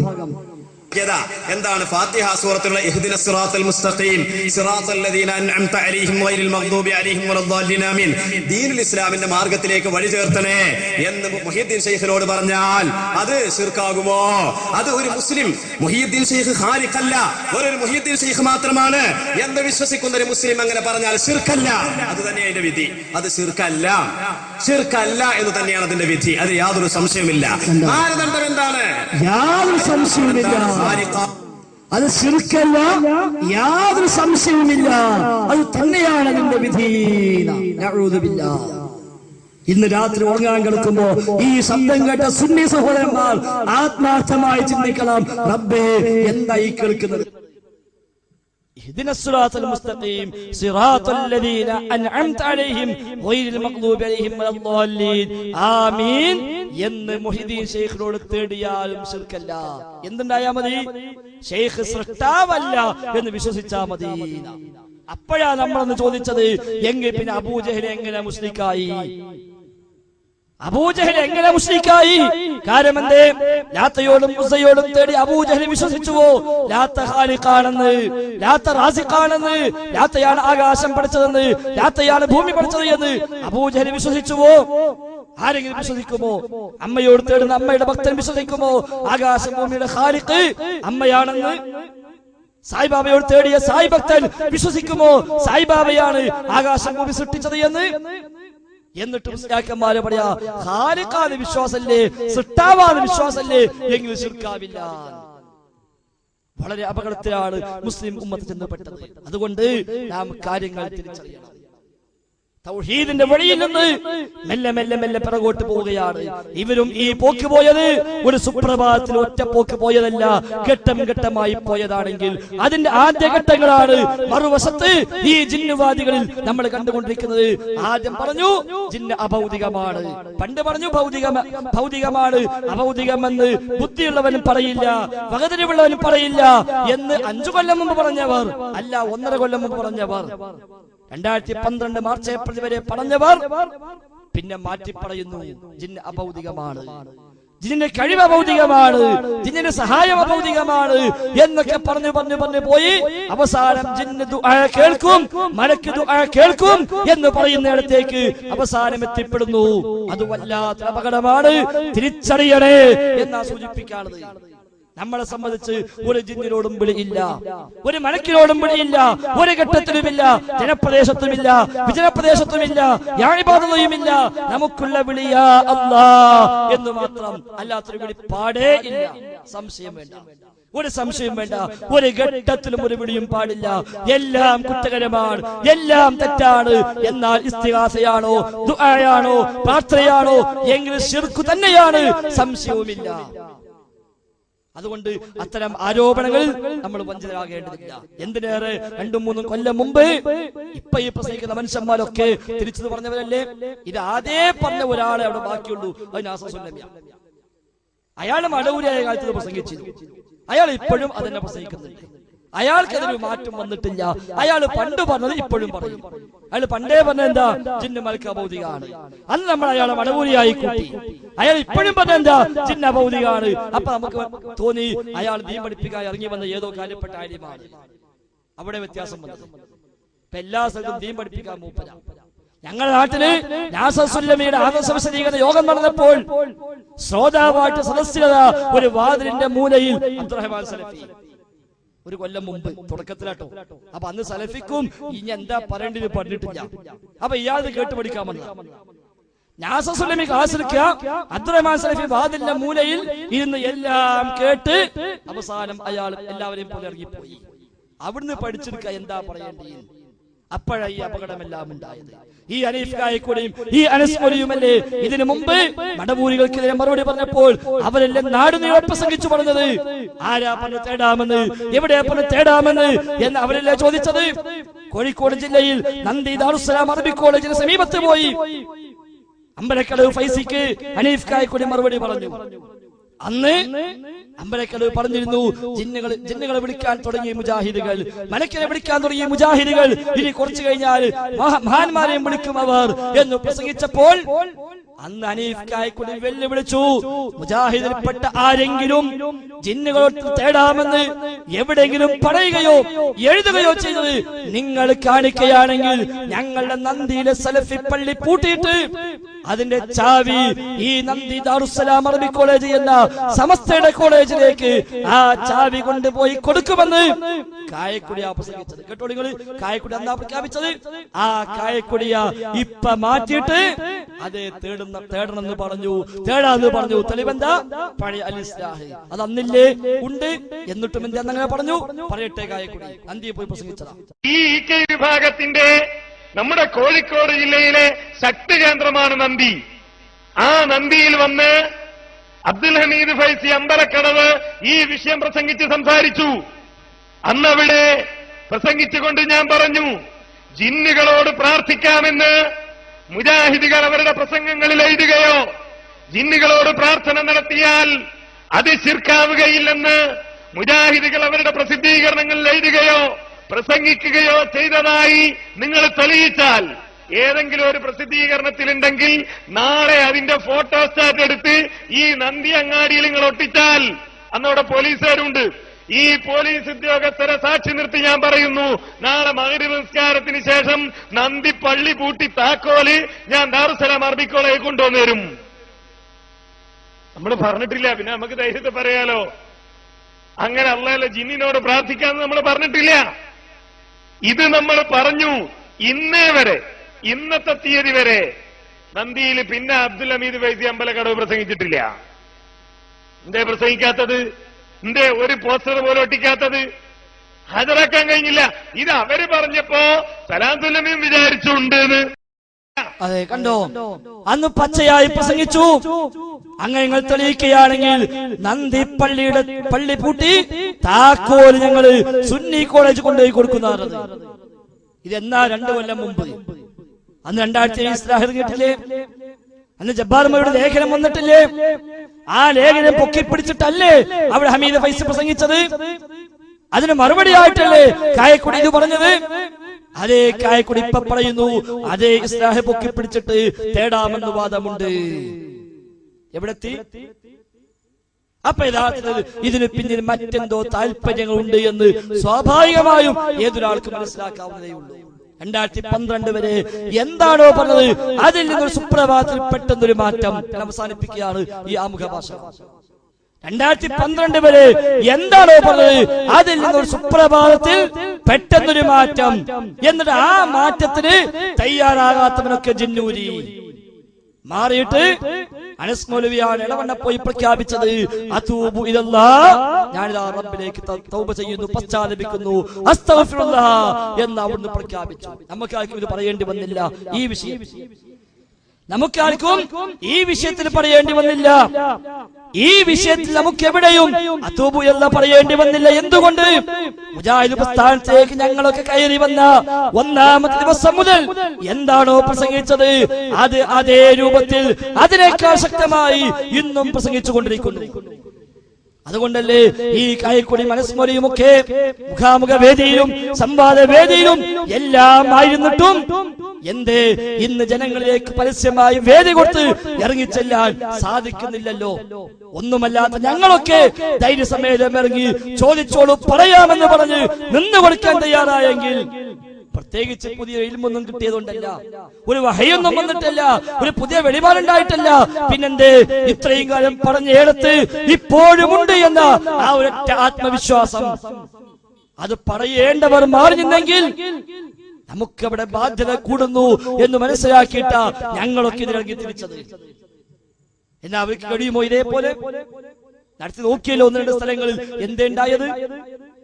ഇടവണ്ണ ജാമ്യയിൽ കുട്ടികളിറക്കി, അവര് ചോദിച്ചു, മറുപടിയും കൊടുത്ത് 10ഉം 10:30യും 11 മണിയുടെ പ്രസംഗം കൊണ്ടുപോയി അവസാനം ഒരു ചോദ്യം ഉപചോദ്യം കൊടുത്തിട്ട് അല്ലാത്തവൻ ചോദിച്ചപ്പോഴേക്ക് സമയം കഴിഞ്ഞു എന്നത് അവസാനിപ്പിക്കാൻ നമ്മൾ കണ്ടത്.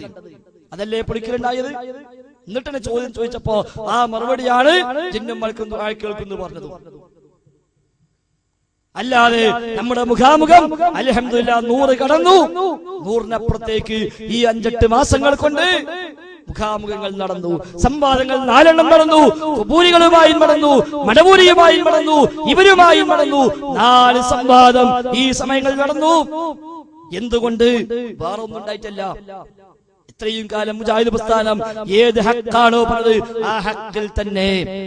അന്ന് ഹക്ക് പറയാൻ വൈജ്ഞാനികമായി നേതൃത്വം നൽകിയവരാരോ അവരിൽ മഹാഭൂരിപക്ഷം നമ്മോടൊപ്പം ഇപ്പോഴും നേതൃത്വം നൽകാറുണ്ട്. മണ്ണാർക്കാട് സംവാദത്തിൽ അന്ന് ഏറ്റവും നല്ല വൈജ്ഞാനികമായി നേതൃത്വം നൽകിയ ആളായിരുന്നു ബഹുമാനായ ജബ്ബാർ മൗലവി. അല്ലാഹു ദീർഘായുസ്സും ആഫിയത്തും പ്രദാനം ചെയ്യുമാറാവട്ടെ. അവസാനത്തെ ഈ മംഗലാപുരം സംവാദത്തിലും അദ്ദേഹം ഞങ്ങളോടൊപ്പം ഉണ്ടായി. അത് ആ ഉപദേശം നൽകാൻ ഞങ്ങൾക്ക് ഒരു ആശങ്കയുണ്ടായില്ല. ജബ്ബാർ മൗലവിയുമായി പോകാൻ ഒരാശങ്കയില്ല. ധൈര്യമായി ചെന്നു. ഞങ്ങൾ അങ്ങോട്ട് പറഞ്ഞവരോട് ജിന്ന് വിഷയം വേണോ വ്യവസ്ഥ ചെയ്തു, ഞങ്ങൾ തയ്യാറാണ്. ഖുറാഫികളെ മിണ്ടില്ല, നമുക്ക് മിണ്ടാൻ കഴിഞ്ഞില്ല. എന്തുകൊണ്ട്? ഇത്രയും കാലം എന്തു പറഞ്ഞു അവിടെ അങ്ങനെ തന്നെ ഞങ്ങൾ ഉറച്ചു നിൽക്കുന്നു. വൈജ്ഞാനികമായി ഓരോ വരുമ്പോഴും അവിടെ സംഭാവന ചെയ്തത് ആരാണോ അവർ 90%-ലധികവും ഇന്നും അതേ നിലവാരത്തിൽ തന്നെ നമ്മോടൊപ്പമുണ്ട്. അതുകൊണ്ട് ഒരാശങ്ക നമുക്കില്ല. തെറ്റപ്പെടും സീലും മാത്രമേ ചില ആളുകളെ കയ്യിൽ പെട്ടിട്ടുള്ളൂ, വേറെ ഒന്നും പെട്ടിട്ടില്ല. എത്രപ്പാടും സീലും പെട്ടു, അല്ലാത്ത ഒന്നും പെട്ടിട്ടില്ല. അതുകൊണ്ട് ആ രംഗത്ത് ഒരാശങ്കയുടെയും ആവശ്യമില്ലാത്ത വിധം 100-ലേറെ സ്ഥലങ്ങളിൽ പരസ്യമായ മുഖാമുഖങ്ങൾ അൽഹംദുലില്ലാഹ് റഹ്മാനായ റബ്ബിന്റെ അങ്ങേ അറ്റ തൗഫീഖ് കൊണ്ട് നമുക്ക് നടത്താൻ കഴിഞ്ഞു. AP സുന്നാള് വരെ മാളത്തിൽ ഒളിച്ചു. മറ്റു നിങ്ങൾ ചോദിക്കുക ധൈര്യമുണ്ടോ, മുഖാമുഖം വെക്കാൻ ധൈര്യമുണ്ടോ, എവിടെല്ലാം ചോദിച്ചിരുന്നു. ഇപ്പൊ എവിടെ അവര്? ഇപ്പൊ മുടിമക്കെടുന്ന് കുടുങ്ങിക്കാകെ ഒന്ന് പറഞ്ഞിട്ട് കാര്യമില്ല. വലിയ പ്രതീക്ഷയിൽ ഉസ്താദ് എന്തോ കാര്യമായി കിട്ടിയെന്ന് വിശ്വസിപ്പിച്ചു കൊണ്ടുവന്നതായിരുന്നു. അതിന് 2 കൊല്ലം മുമ്പേ പണി തുടങ്ങി. ഉസ്താദിന്റെ മഹത്വം പറയാനും സ്വപ്നം കാണാനും ഒക്കെ തുടങ്ങി. റസൂലുള്ളാഹിയുമായി ബന്ധമുള്ള ആളായും അള്ളാഹുമായി ബന്ധമുള്ള ആളായും റസൂലിനെ കാണാൻ ടിക്കറ്റ് കൊടുത്തതായും അങ്ങനെ റസൂലുമായി ഏറെ ബന്ധമുള്ള ആളായി ആദ്യം അവതരിപ്പിച്ചു. ഒരുപാട് സ്വപ്നങ്ങള് ഉസ്താദിന് വേണ്ടി ശിഷ്യന്മാര് കണ്ടു. അവസാനം സ്വപ്നം കണ്ടു എന്ത്, ഇനി ഉസ്താദിനൊപ്പം നിന്നെങ്കിലേ റസൂലിന്റെ ഭാഗത്ത് എത്താൻ കഴിയുള്ളൂ. അങ്ങനെ അതിനിടക്കാണ് സ്വപ്നത്തിലൂടെ റസൂല് വന്നിട്ട് അബുദാബി പോയിട്ട് പറഞ്ഞത് ഒരു മുടി ശൈഖ് അബൂബക്കറിന് കൊടുക്കണം. അനുയായികൾ വിശ്വസിച്ചു, തക്ബീറും ചൊല്ലി പാസാക്കി. കാരന്തൂർ മർക്കസിന്റെ സമ്മേളനത്തിൽ വെച്ച് ആ മുടി ഏൽപ്പിച്ചു കൊടുത്തപ്പോൾ ഒന്നാകെ തക്ബീർ മുഴക്കി, കുഞ്ഞാടുകൾ സമാധാനിച്ചു. അൽഹംദുലില്ലാഹ് നമ്മളെ ഉസ്താദ് ആൾ ഉസാറാണ്. ഇപ്പോഴോ അന്ന് തക്ബീർ ചൊല്ലാൻ ഇപ്പം ഉണ്ടാട്ടില്ല, അന്ന് മുടി വാങ്ങിക്കൊണ്ടുപോയാൽ ഇപ്പം ഉണ്ടാട്ടില്ല. അന്ന് വെള്ളവുമായി പോയി ആ വെള്ളം വീട്ടിൽ സൂക്ഷിച്ച് ആ വെള്ളവുമായി വലിയ ബന്ധം സ്ഥാപിച്ച ആളുകൾക്ക് ഇപ്പം ഉണ്ടാൻ കഴിയുന്നില്ല. എന്തേ കാരണം? ഓയ്ക്ക് മനസ്സിലായി തുടങ്ങി, ഉസ്താദ് പലതിലും പറ്റിച്ച പോലെ ഇതിലും പറ്റിച്ചിരിക്കുന്നു. പക്ഷെ നമ്മൾ മനസ്സിലാക്കേണ്ടത്, മുടി വിഷയം വന്നപ്പോൾ സനദ് ചോദിക്കാൻ സമൂഹം പഠിച്ചു. ഈ കേസുണ്ടാളും അല്ലാത്തതൊക്കെ ചോദിച്ചു, സനദുണ്ടോ എങ്കിൽ സ്വീകരിക്കാം. ഇനി അതിലേക്ക് ഒന്ന് ഞങ്ങൾക്ക് കൂട്ടിപ്പറയാനുള്ളൂ, സനദ് മുടിക്ക് മാത്രമല്ല വേണ്ടത്, എല്ലാത്തിനും വേണം. എല്ലാത്തിനും വേണം. സനദുണ്ടോ മുടി സ്വീകരിക്കാമെന്ന് പറഞ്ഞല്ലോ, എങ്കിൽ ചോദിക്കൂ, സനദുണ്ടോ? നിങ്ങൾ കൊണ്ടുവന്ന എല്ലാം സ്വീകരിക്കാം. കുത്തുബിയത്ത് സനദുണ്ടോ? ഞങ്ങൾ ചൊല്ലാം. സനദുണ്ടോ? നാരിയാസ്രാത്താവാം, മുഹീദ്ദീൻ മാലയാവാം, മറ്റു റാത്തീബുകളാവാം, അതേപോലെ ആഘോഷമാകാം, ആണ്ടുകളാവാം, ജാറങ്ങളാവാം, 3, 7, 14, 40 തുടങ്ങിയ ബിദ്അത്തുകളാകാം. പക്ഷെ എന്ത് വേണം? എല്ലാം റസൂലിലേക്ക് എത്തുന്ന സനദ് വേണം. ആ സനദില്ലേ സ്വീകാര്യമല്ല. മുടിക്ക് മാത്രം സനദ് അല്ലല്ലോ, മുടിക്ക് മാത്രമല്ല സനദ് വേണ്ടത്, എല്ലാത്തിലും സനദ് വേണം. അതുകൊണ്ട് ഉസ്താദുമാർ ദീനായി എന്തൊക്കെ പഠിപ്പിക്കുന്നുവോ ചോദിക്കുക, ഉസ്താദേ സനദുണ്ടോ ഇതിന്? ഉണ്ടെങ്കിൽ ചെയ്യാം, ഇല്ലേ വേണ്ട. അപ്പൊ ഓരോന്നിങ്ങനെ പൊളിയും. അപ്പോ ഉസ്താദ് പറയും, ഇനിയിപ്പോ റബീഉൽ അവ്വൽ മാസം വരാൻ പോവുകയാണല്ലോ, ഉസ്താദ് നബിദിന ആഘോഷം നമുക്ക് ഉഷാറാക്കാം. പക്ഷേ സനദില്ലാത്തതുകൊണ്ട് മുടി നമ്മൾ തള്ളിയല്ലോ. എന്നാൽ ആ റസൂലിന്റെ മുടി പോലും സനദില്ലാതെ സ്വീകരിക്കില്ലെങ്കിൽ ആ റസൂലിന്റെ പേരിൽ ആഘോഷവും സനദില്ലാതെ സ്വീകരിക്കാൻ പറ്റൂല. അതുകൊണ്ട് നബി വരെ എത്തുന്ന സനദ് നബിദിന ആഘോഷത്തിന് ഉണ്ടോ ഉസ്താദേ? എങ്കിൽ വഹാബികളും തയ്യാറാ ഇപ്രാവശ്യം ആഘോഷിക്കാൻ. അപ്പൊ ഉസ്താദ് പറയും, അത് ഹിജ്റ 630 മരിച്ച മുദഫർ രാജാവ് വരെ സനദുള്ളൂ, അതിനപ്പുറത്തേക്കില്ല. എന്നാ ഉസ്താദ് നമുക്ക് ആവശ്യമില്ല, ഒഴിവാക്കുക. നാരിയാസ്രാത്ത് സനദുണ്ടോ ഉസ്താദേ? ഉസ്താദ് പറയും, അത് ഹിജ്റ 800-കളിൽ ജീവിച്ച മൊറോക്കോയിലെ ഇബ്രാഹിം നാസിയിൽ ചെന്ന് അവസാനിക്കുന്നു, അതിനപ്പുറത്തേക്കില്ല. എങ്കിലും വേണ്ട ഉസ്താദ്, നമുക്ക് ആവശ്യമില്ല. എത്ര സുഖാണ്, എത്ര സുഖാണ്. എല്ലാ കാര്യത്തിലും ഈ സനദങ്ങൾ ചോദിക്കാൻ തുടങ്ങിയാൽ എല്ലാ പ്രശ്നവും തീരും. സനദുള്ള എന്ത് സുന്നികളുടെ കയ്യിലുണ്ടോ സ്വീകരിക്കാൻ മുജാഹിദീങ്ങൾ തയ്യാറാണ്. സനദില്ലാത്ത എന്തവിടെ ഉണ്ടോ ഒഴിവാക്കാൻ സുന്നികളൊക്കെ തയ്യാറാണ്. എന്നാ ഒരു പ്രശ്നവുമില്ല, എല്ലാം തീരും, എല്ലാം അവസാനിക്കും. അതുകൊണ്ട് ഏത് വിഷയവും നമ്മൾ കൃത്യമായി പഠിക്കാൻ തയ്യാറാവുക. ഇൻഷാ അല്ലാഹ് ഇനി നമുക്ക് ചോദ്യോത്തര വേളയിൽ ആവശ്യമായ വിശദീകരണം നൽകാം എന്നതുകൊണ്ട് ദീർഘിപ്പിക്കുന്നില്ല. ഈ അവതരിപ്പിക്കപ്പെട്ട വിഷയവുമായി ബന്ധപ്പെട്ട് തൗഹീദിൽ വ്യതിയാനം സംഭവിച്ചത് ആർക്ക് എന്നാണ് നാം ഹെഡിങ് നൽകിയത്. ആ ഹെഡിങ്ങിന് കീഴിൽ നിന്നുകൊണ്ട് അതിൽ വരുന്ന പരാമർശിക്കപ്പെടാവുന്ന വിഷയങ്ങൾ ആർക്കും ഉന്നയിക്കാം. പ്രത്യേക നിബന്ധനയൊന്നുമില്ല, ഇത്രയേ ചോദിക്കാവൂ, ഇന്നതേ ചോദിക്കാവൂ എന്നൊന്നുമില്ല. വിഷയത്തിൽ ഊന്നി ചോദിക്കാൻ പ്രത്യേകം ശ്രദ്ധിക്കുക.